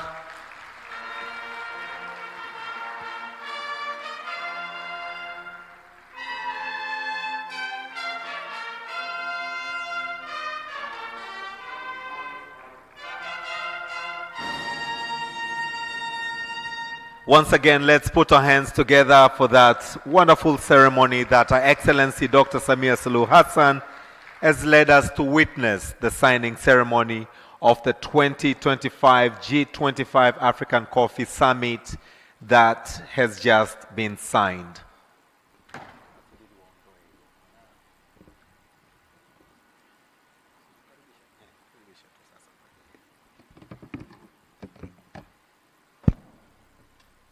Your Excellency, the President of United Republic of Tanzania, without wasting much of your time, we thank you very much for the participation of this event.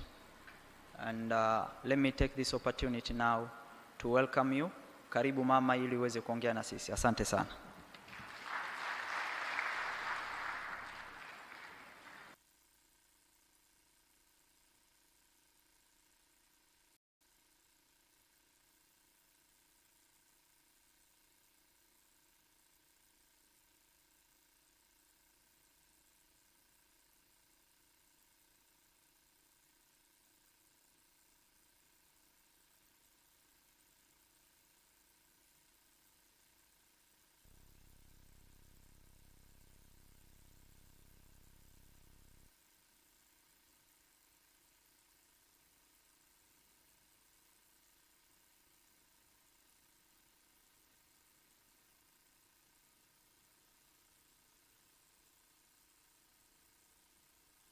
Mstaafu Mizengo Pinda na mwenyekiti wa Baraza la Kilimo la Tanzania, Mheshimiwa Spika wa Jamhuri ya Muungano wa Tanzania Dr. Tulia Ackson na Rais wa mabunge duniani, waheshimiwa wawakilishi wa wakuu wa nchi na serikali mliopo nasi, Mheshimiwa Prosper Dodiko, Waziri wa Kilimo wa Jamhuri ya Burundi na mwenyekiti wa shirika la Kahawa la Afrika, Inter-African Coffee Organization, AYACO, Mheshimiwa Hussein Mohamed Bashe, Waziri wa Kilimo wa Jamhuri ya Muungano wa Tanzania, na waheshimiwa mawaziri wote toka G25 mlioko hapa, Balozi Solomon Rutega, Katibu Mkuu wa shirika la Kahawa la Afrika na ujumbe uliofuatana nao,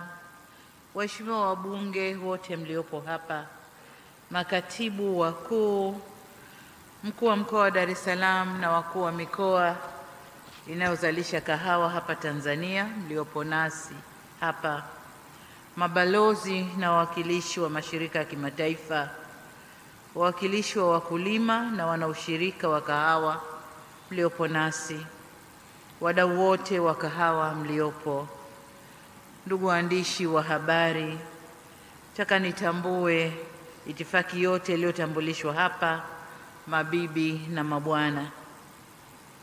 Nadhani ni mchana sasa, habari za mchana au bado ni asubuhi? Waheshimiwa viongozi, nafurahi sana kuwakaribisha nchini Tanzania kwa ajili ya mkutano huu wa tatu wa nchi 25 za wazalishaji wa kahawa barani Afrika, yani G25 African Coffee Summit. Nawashukuru sana kwa kuitikia mwaliko wetu kushiriki mkutano huu muhimu. Karibuni sana. Kwa namna ya pekee niwashukuru mawaziri kutoka G25 waliokutana jana na kuwa na mjadala mrefu na hatimaye kuja na declaration na azimio la Dar es Salaam kuhusu zao la kahawa. Tunawashukuru sana. Mabibi na mabwana, kusema ukweli, kahawa ni tamu sana na ni kinywaji ambacho kinatuliza akili. Kwa wale wanywaji wa kahawa kama mimi, asubuhi ukiamka kama ukupata kikombe, hujajisikia bado kama umeamka. Kwa hiyo ngoja nianze nacho kidogo.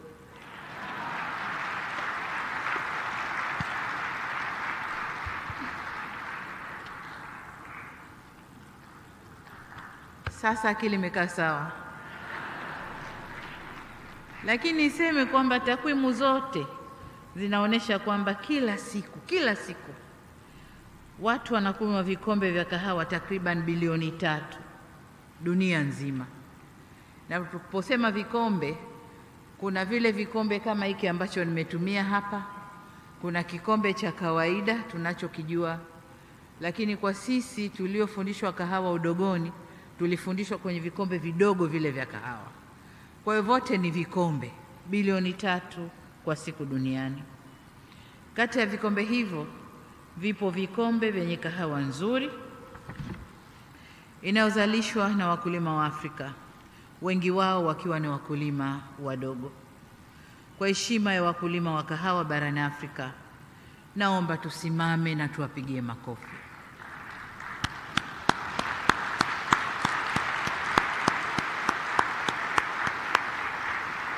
Asanteni sana. Tukae. Hii ni ishara ya kuwashukuru. Tunawashukuru kwa jasho lao linaloleta tabasamu kote duniani kupitia kinywaji hiki kizuri cha kahawa. Asanteni sana wakulima wa kahawa barani Afrika. Ndugu zangu, licha ya changamoto mbalimbali zinazokabili zao hili la kahawa, lakini uhitaji wake mkubwa duniani ni fursa kubwa sana kwa bara hili ambako zao hili limegunduliwa.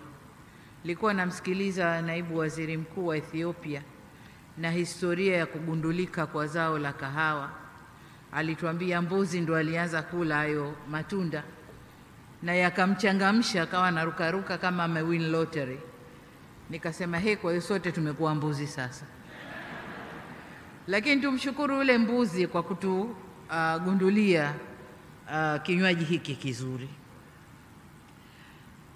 Kabla sijaingia hapa, niliingia kwenye maonyesho na nikaona kahawa inavyozalishwa, inavyoongezwa thamani na hadhi ya kahawa yetu barani Afrika sasa hivi ulimwenguni. Na niseme tu kweli kwamba uko nyuma kahawa yetu ilikuwa inakwenda ulimwenguni, inaongezwa thamani, inarudishwa kwetu, tunanunua ghali. Mpaka sasa hivi hali iko hivyo. Lakini nilichokiona kwenye maonyesho, sasa tunakwenda kushindana kwenye uzalishaji na uongezaji wa thamani, value addition ya kahawa ndani ya bara la Afrika. Nimekuta vijana wametengeneza kahawa just like tunayokunywa, ukiwa Ujerumani, ukiwa Uingereza, ukiwa wapi. Pamoja na zile nakshi ya jua kikombe zile, vijana wetu wa Kitanzania wanatengeza pale nje. Lakini kubwa zaidi, wamekuja mpaka na vile unavyoweka kwenye mashine, unakamua unapata cappuccino, viko pale nje. Kwa hiyo tumefikia mbali ndani ya Afrika. Vijana wetu sasa wanatuonesha njia, na sisi hatuna budi kuwapa nguvu na kuwapa ushirikiano wote ili waweze kuendeleza zao la kahawa. Lakini niseme pia kwamba mwezi Septemba mwaka jana nilifanya ziara mkoani Ruvuma, kusini mwa Tanzania. Nikiwa huko nilitembelea shamba la kahawa la kampuni ya Aviv, moja kati ya mashamba 50 makubwa zaidi nchini hapa Tanzania. Nikiwa shambani hapo nilishika reki na kushiriki zoezi la kuanika kahawa pamoja na wafanyakazi wa shamba hilo, na wengi wao walikuwa wanawake. Nikajua ile ni ajira ya wanawake, kwa nilikwenda kuwaunga mkono. Aidha, nilijionea mwenyewe jinsi uongezaji wa thamani unavyoweza kutoa fursa za ajira kwa vijana na wanawake wengi. Aviv walivutiwa na mazingira mazuri ya uwekezaji nchini hapa kwetu Tanzania, na sasa wanalima na kuongeza thamani zaidi ya tani 2,000 za kahawa ya Arabica, na wanaajiri watu zaidi ya 4,000 ikiwemo ajira za msimu ule wakati wa kupanda na wakati wa kuvuna. Shamba hilo ni mfano mmoja tu kati ya mengi kwenye bara letu la Afrika wa namna uongezaji wa thamani unavyoweza kuongeza fursa za ajira kwa wanawake na vijana. Ni kwa msingi huo ninafurahi sana Tanzania kwa nchi mwenyeji wa mkutano huu wenye kauli mbiu isemayo fungua fursa za ajira kwa vijana kupitia uimarishaji wa tasnia ya kahawa barani Afrika. Lakini nilipokuwa kwenye maonyesho pia nilifika kwenye banda la mkoa wa Mara, mkuu wa mkoa na Kagera. Ni Kagera, mkuu wa mkoa yuko hapa.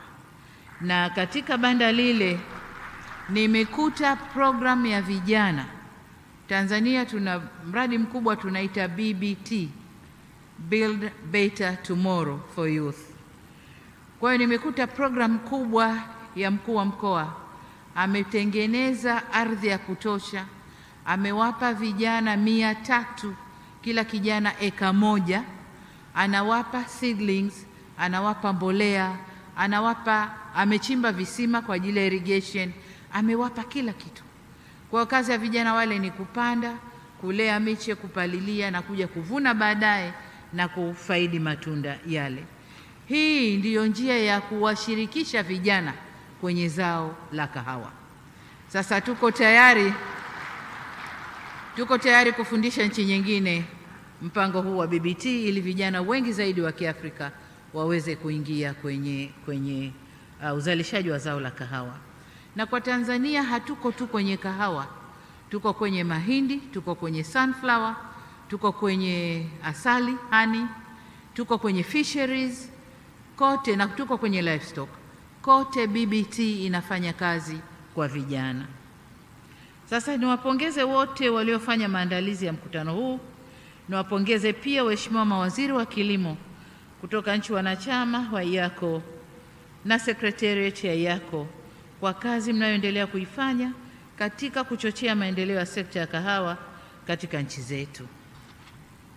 Waheshimiwa viongozi, pamoja na jitihada tunazozifanya kuinua sekta hii, bado kama walivyosema mawaziri mbalimbali na naibu waziri mkuu wa Ethiopia, sekta hii bado inakabiliwa na changamoto ambazo baadhi zimekwisha tajwa na wazungumzaji walionitangulia. Mimi nitajielekeza kwenye zile ninazozichukulia kama changamoto za kimkakati, kisha nitaeleza ni nini mkutano huu unaweza kufanya kuimarisha tasnia ya kahawa. Kwanza, Afrika imepoteza hadhi yake kwenye sekta ya kahawa duniani. Katika miaka ya 1960, uzalishaji wa kahawa kwa Afrika ulifikia wastani wa 25% ya uzalishaji wa kahawa duniani. Share of production for Africa was 25% of the total coffee production in the world. Hivi sasa uzalishaji wetu umeshuka hadi kufikia 11% ya kahawa yote inayozalishwa duniani.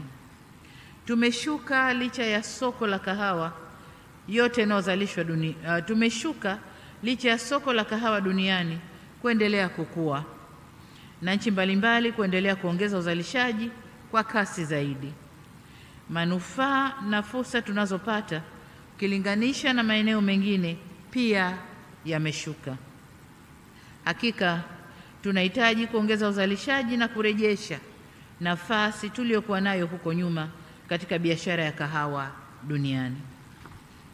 Lakini moja katika sababu iliyosababisha tushushe uzalishaji Afrika imetajwa na wasemaji wengi kwenye endorsement statements zao kwamba ni kupanda na kushuka, fluctuation ya bei ya kahawa yenyewe. Tulifika pahali wakulima wetu hasa hapa Tanzania walikata tamaa kabisa kulima kahawa, wakatoa mikahawa shambani na wakaweka mazao mengine. Lakini kama mlivyoona kwenye documentary, hatua mbalimbali zimechukuliwa na sasa tumerudisha wakulima kwenye zao la kahawa na bei kama mlivyoona zimeweza kupanda na sasa kuna furaha kubwa kwa wazalishaji wa kahawa. Changamoto ya pili ni kahawa kutoongezwa thamani barani Afrika. Tunalima, tunaiuza raw. Inakokwenda huko inaongezwa thamani, alafu tunarudishiwa very well packed, tunanunua kwa bei kubwa. Sasa hili nalo ndio la kufanyia kazi sasa hivi. Tumeanza kama nilivyosema kwenye maonyesho, tumeona kuna Tanita Coffee tayari ongeza thamani, wanapack vizuri kwenye makopo na wanauza nje. Kuna Cafe Coffee wanatengeneza vizuri, wanauza nje. Kuna maeneo kama matatu, kuna Amza na yeye naye anapack vizuri na anauza nje. Kwa hiyo tumeanza, lakini bado serikali zetu zinataka kufanya jitihada kubwa, zinatakiwa kufanya jitihada kubwa kuwapa nguvu wazalishaji na wanaongeza thamani ili wafanye kahawa ulimwenguni na waweze kuuza nje kwa kiasi kikubwa. Targeti yetu kama Tanzania tumesema ifikapo mwaka 2030 angalau 20 mpaka 25 ya kahawa tunaozalisha tutakuwa tunaifanyia processing hapa ndani. Sasa hii ina athari kubwa hii ya kwamba tunauza raw kahawa nje. Tunasafirisha kazi pia za vijana wetu, kwa sababu tunaowapelekea wanakwenda kuajiri vijana wao, wanapata kazi. Sisi tunabakia tu vijana wetu wanakimbia mashamba, kwa sababu kazi ya kulea mikahawa na kuchuma kahawa, kuianika mpaka ikauke, nayo ni ngumu kabla kupata teknolojia ya kukauchia na kufanyia mambo mengine. Kwa vijana walikuwa wanakimbia mashambani. Sasa hivi tunavyowarudisha, hatuna budi kuweka nguvu na kufanya sekta ya kahawa ikue na tuweze kuwa washindani kule duniani. Nilisema ile ya kupeleka kahawa nje ina athari kubwa, kama alivyotukumbusha mzee wetu Rais Yoweri Museveni wa Uganda kwenye mkutano uliopita wa jukwaa hili uliofanyika Kampala, kwenye mnyororo wa thamani wa kahawa duniani unaokadiriwa kufikia dola za Marekani bilioni 500. Afrika inaambulia 0.5 ya bilioni 500 ya biashara ya kahawa duniani, yani takriban dola za Marekani bilioni 2.5. Kwa maneno mengine, zaidi ya 90% ya mapato yanayotokana na kahawa inayozalishwa katika bara la Afrika inakwenda nje ya bara letu la Afrika. Wazalishaji ni sisi, lakini faida inakwenda kwengine, na sisi tunabakia Afrika kama shamba tu, kwamba kuna watu kule wana shamba lao Afrika, kazi yetu ni kuwalimia, kuwavunia, tuwapelekee wafanye processing alafu waturudishie, kama tunavyofanya kwenye pamba na mazao mengine. Kwa hiyo hii inabidi tuitazame vizuri kama Waafrika na lazima tubadilike. Changamoto hii ni ya kimkakati.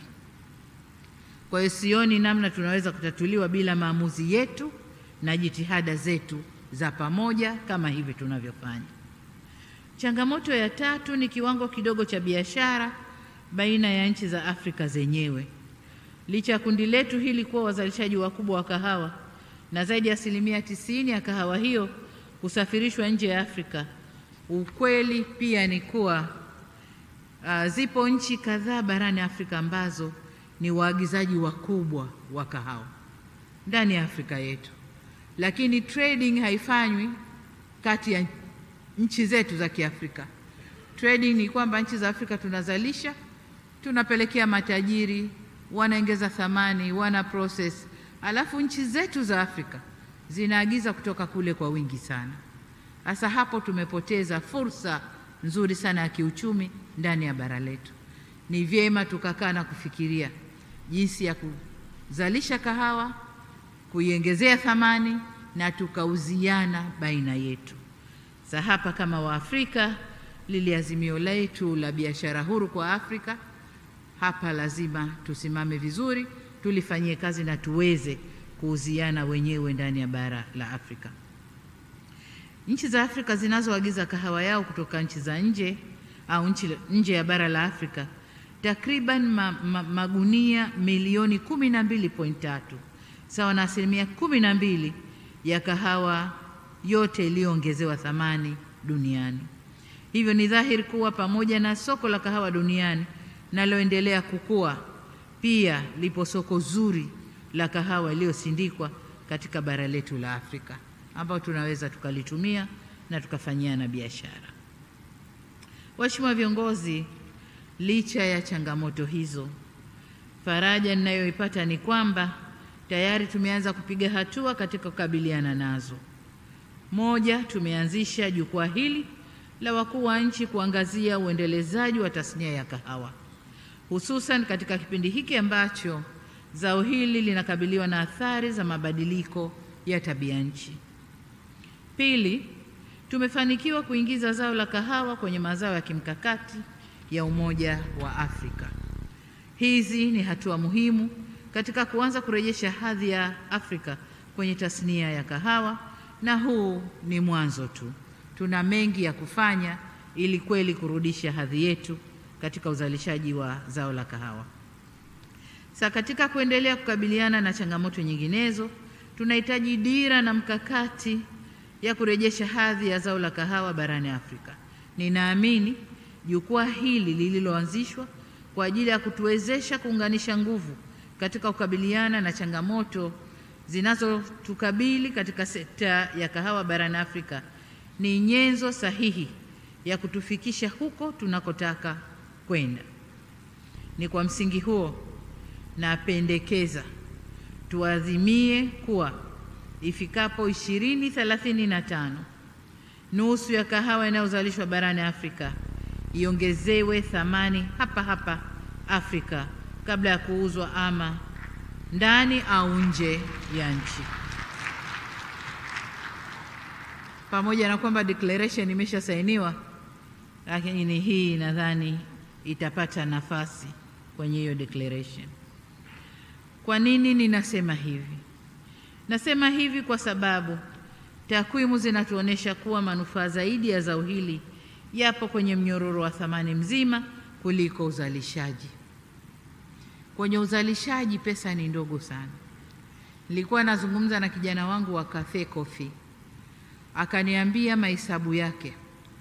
Anaponunua, kuzalisha, kununua na kuanza processing, gharama yake inakwenda kama $5 kabla hajaanza processing.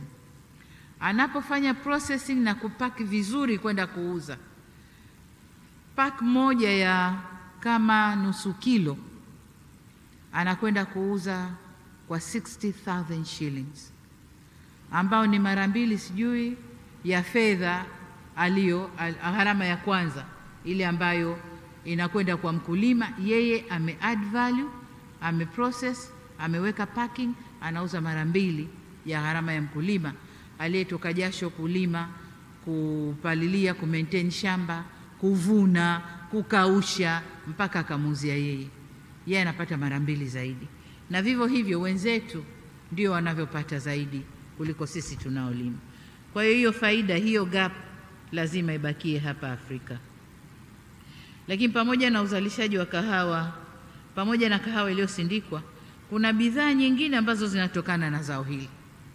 Na nilipokuwa kwenye maonyesho pale, nimeona kwa mara ya kwanza Aviv wamechukua maganda ya kahawa, wameya process, na sasa sijui wanaita, kuna jina wanaita Kasmara tea kama hivi, na wanasema hiyo chai inapendwa sana huko nje.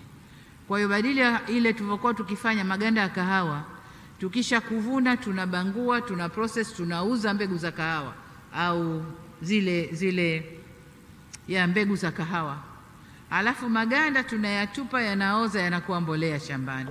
Sasa hivi maganda yale yale yanakuwa processed, yanakuwa byproduct nyingine ndani ya zao la kahawa. Kwa hiyo tuna kazi na tuna faida kubwa tutakapoweza kuongeza thamani vizuri kwenye zao la kahawa. Lakini tunaweza kupata pia mbolea kwa yale mabaki yatakayobaki baada ya kutoa hilo zao la chai. Lakini pia kahawa ni vipodozi. Sasa hivi ukiangalia mitandao, kila mrembo au kila mwenye kampuni ya urembo Zao la kwanza kahawa, la pili asali, la tatu maziwa. Wanasema changanya mpaka usoni, sugua mwilini, utakuwa nyororo. Kwa hiyo kahawa ni kipodozi pia, ni kipodozi pia. Lakini wengine waliofanya research zaidi wanazalisha mpaka dawa za wadudu kutokana na mabaki ya kahawa. Pia tunaweza kupata bidhaa kama vile dawa za mbu kutokana na mabaki ya kahawa, karatasi na penseli. Nikitaja kwa uchache, pencils hizi zina wataalamu wanatengeneza kutokana na mabaki ya kahawa. Kwa hiyo tukiweza kufanya yote hayo ndani ya bara la Afrika, tutakuwa tumepiga hatua kubwa sana na tutakuwa tumefaidi na zao letu la kahawa. Kwa hiyo kuendelea kusafirisha kahawa ghafi ni kuendelea kusafirisha ajira za vijana wetu ambazo tunazihitaji sana ndani ya bara letu, lakini pia ni kujikosesha mapato zaidi ambayo tunahitaji kwa maendeleo ya nchi zetu. Zaidi ya hapo ni kuendelea kumfanya mkulima baki kwenye ombwe la kukosa soko la uhakika, na hii ni moja kati ya changamoto iliyozungumzwa hapa. Kwa nazungumza na waziri wa Burundi, na sasa sisi tunazalisha lakini hatuna soko la uhakika. Kahawa yetu inakuja inanunuliwa na middleman, yeye ndio anakwenda kuuza, anapata faida. Mkulima anapata pesa ndogo sana. Hili ni eneo jingine. Mnaweza mkafanya ushirika Burundi na Tanzania, mkaleta kahawa yenu Tanzania, tukaingia kwenye soko kwa pamoja, mkapanda na nyinyi kwenye bei ya mkulima. Kwa hiyo wetu huu faida nyingi tu tunaweza kuzipata. Ndugu zangu, upo msemo wa kale unaosema wema huanza nyumbani. Ni vizuri tukaanza na soko la kahawa lililopo Afrika. Na hapa naona mabalozi wa UAE, naona mabalozi wa Saudia, naona mabalozi kutoka nchi mbalimbali za Kiarabu, na hawa ndio wanywaji wakubwa wa kahawa na wanaagiza kahawa nyingi kutoka nje. Kwa hiyo mabalozi, tutagonga milango yenu ili tupate soko la kahawa.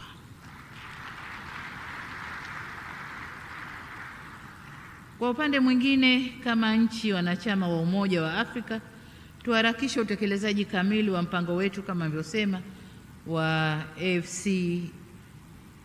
AfCFTA, ile soko huru la Afrika, ili zao la kahawa nalo lipate kuingia kwenye yale mazao ambayo yamepata nafasi ya kuingia kwenye soko hilo. Sasa ili maazimio yetu yawe na ufuatiliaji mzuri, ni vyema Secretariat ya yako iweke utaratibu wa kuandaa ripoti ya utekelezaji, progress report, wa makubaliano tutakaoyafikia hapa Dar es Salaam. Lakini si tu ya Dar es Salaam, ya Uganda. Mwaka jana au mwaka juzi au sijui mwaka jana tumekubaliana nini na tumetekeleza nini. Azimio la Dar es Salaam, kuna number of agreements zimefikiwa hapa. Tutakapo kwenda Ethiopia 2027, lakini kabla Ethiopia kuwe na progress reports zinatoka, tunakwendaje, tunafikiaje. Hivyo ndivyo tutaweza kutekeleza vizuri maazimio tunayoyafikia.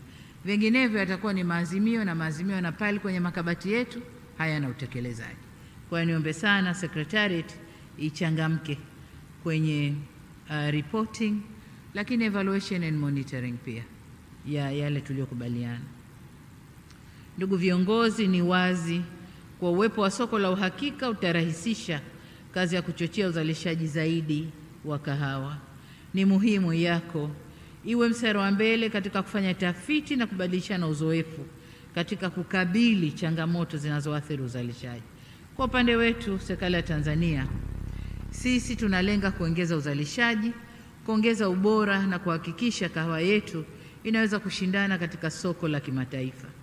Miongoni mwa mikakati yetu ni pamoja na kuwezesha wakulima wadogo kupata mbegu bora za miche ya kahawa na kuhimiza uboreshaji wa mashamba ya zamani.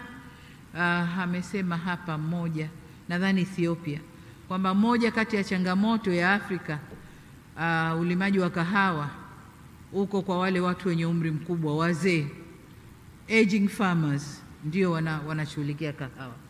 Sasa hatuwezi kuendeleza hili soko ili zao kama tutawaachia wazee kuendelea na hiyo. Lakini jingine ni utoaji wa ruzuku ya mbolea kwa wakulima wa kahawa, kuwezesha utafiti wa kahawa ili kupata suluhu za kukabiliana na changamoto kama vile magonjwa ya kahawa na mabadiliko ya tabia nchi. A big issue, climate change. Lazima researchers wetu waje na mbegu ambazo zinakwenda kustahamili, zinakuwa na resiliency na mabadiliko ya tabia nchi. Lakini jengine ni kuimarisha utoaji wa huduma za ugani, extension farmers services, na kuhamisha au kuhamasisha masoko maalum ya kahawa endelevu. Ili tuweze kufanya yote haya, tuliongeza bajeti ya Wizara ya Kilimo mara 3 kutoka dola milioni 107.9 mwaka 2021 na sasa tuko kwenye milioni 473.3 mwaka huu uliokwisha wa 2024. Probably budget ya mwakani tunakwenda kuongeza pia budget kwenye sekta ya kilimo. Na hii yote ni kuonesha kwamba kweli kilimo ndio inashikilia uchumi wa nchi yetu, sababu ni mazao tofauti tofauti. Tuna kahawa, tuna pamba, tuna korosho, tuna mpunga, tuna mahindi. And nowadays in Tanzania we don't have cash crops na food crops, zote ni cash crops. Paka mpunga sasa Tanzania ni cash crop, mahindi ni cash crop, mbaazi, guinea peas ni cash crop, na tunapata bei nzuri kwa wakulima wetu. Waheshimiwa, safari ya kahawa ilianza barani Afrika, lakini tunaamini safari hiyo haijafika mwisho. Nasi tuliopo hapa tuna mchango wa kutoa kwenye safari hiyo. Kama ilivyosemwa vyema kwenye endorsement statements za nchi zilizozungumza hapa, ambazo ni tulianza na Kenya, alafu tukaenda Uganda, Rwanda, Togo na Ethiopia.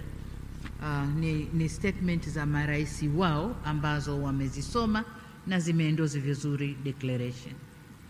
Hasa kuimarika kwa tasnia hii kutaleta mageuzi makubwa kwenye mnyororo wa thamani wa kahawa barani Afrika, kutavutia vijana wengi zaidi kwenye fursa za kahawa na kutakuza utamaduni wa kahawa barani Afrika ambao unajumuisha matumizi ya kahawa iliyosindikwa barani Afrika. Nilikuwa nasikia wasemaji wanasema tuhamasishe unywaji wa kahawa. Tuhamasishe unywaji wa kahawa. Mimi nataka kusema tukizalisha kahawa, tukiprocess vizuri, ikaleta harufu na ladha, watu watavutika tukunywa kahawa. Watavutika wenyewe tukunywa kahawa. Huwezi kumlazimisha mtu wewe acha maziwa kunywa kahawa au weka maziwa na kahawa. Atavutika tu, whether anataka chungwa, anataka ya maziwa, lakini kama ipo itanywewa. Kama ipo itanywewa. Mfano mdogo ni kwamba bara la Afrika hili madawa ya kulevya haikuwa kazi yetu, wala haikuwa utamaduni wetu kabisa kabisa. Tulikuwa tuna madawa yetu ya asili huko, mirungi, sijui nini, kungumanga, hayo ya asili huko. Lakini walipotupenyezea maheroin na makokeni, watoto wetu wametumia. Sasa as long as supply ipo, basi demand itakuwepo.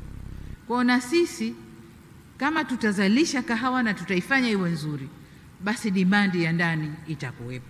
Kwa tuongezeni jitihada kwenye uzalishaji na kufanya liwe zao zuri na zao la kuvutia.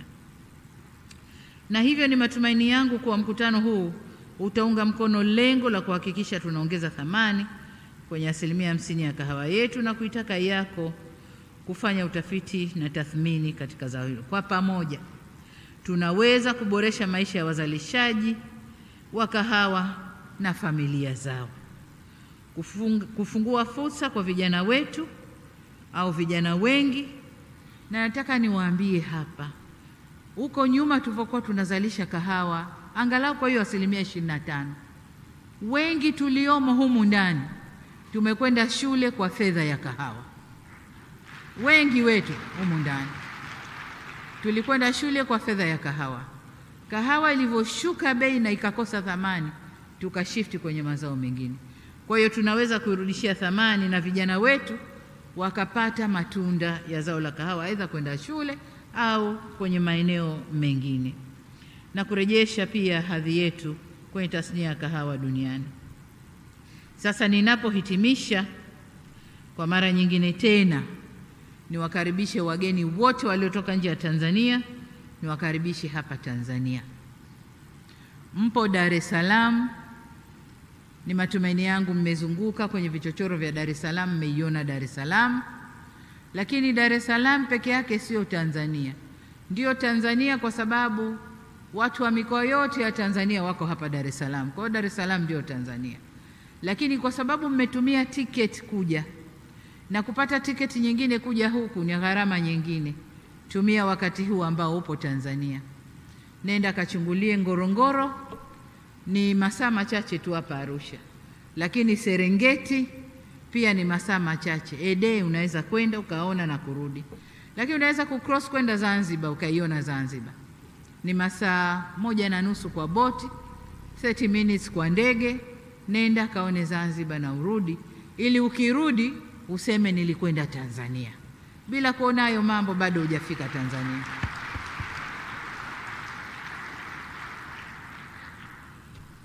Sasa baada ya kusema hayo, niseme kwamba mkutano huu wa summit wa zao la kahawa kwa nchi 25 za Afrika sasa umefungwa rasmi, lakini niwatakie pia mkutano mwema. Nimeambiwa mikutano inaendelea, private sector inaendelea, lakini na wale researchers and scientists wanaendelea. Kwa hiyo niwatakie mikutano mema ya private sector na ule mkutano wa scientists kwenye zao la kahawa. Niwatakie na nyinyi majadiliano mema.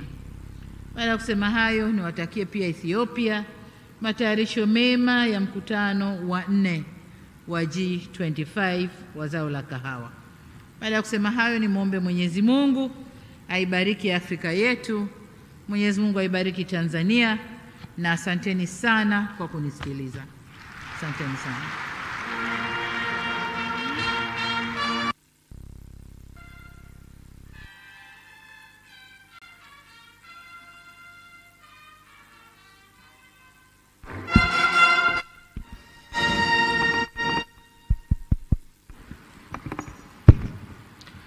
Ladies and gentlemen, another round of applause as Her Excellency exits the hall. Brass bands, naomba mtuongoze sasa kumsindikiza mgeni wetu rasmi. Let's put our hands together for Her Excellency Dr. Samia Suluhu Hassan.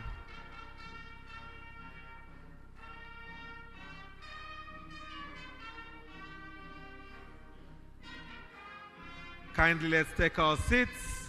Let's take our seats.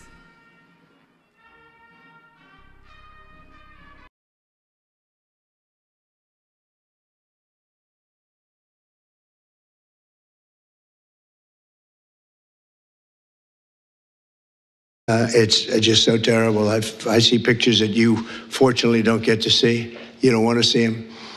And that is a killing field. You have young soldiers being killed, thousands a week, and we got to get it over with. It's bad for Russia, and it's bad for Ukraine, and it's bad for us on a humanitarian basis.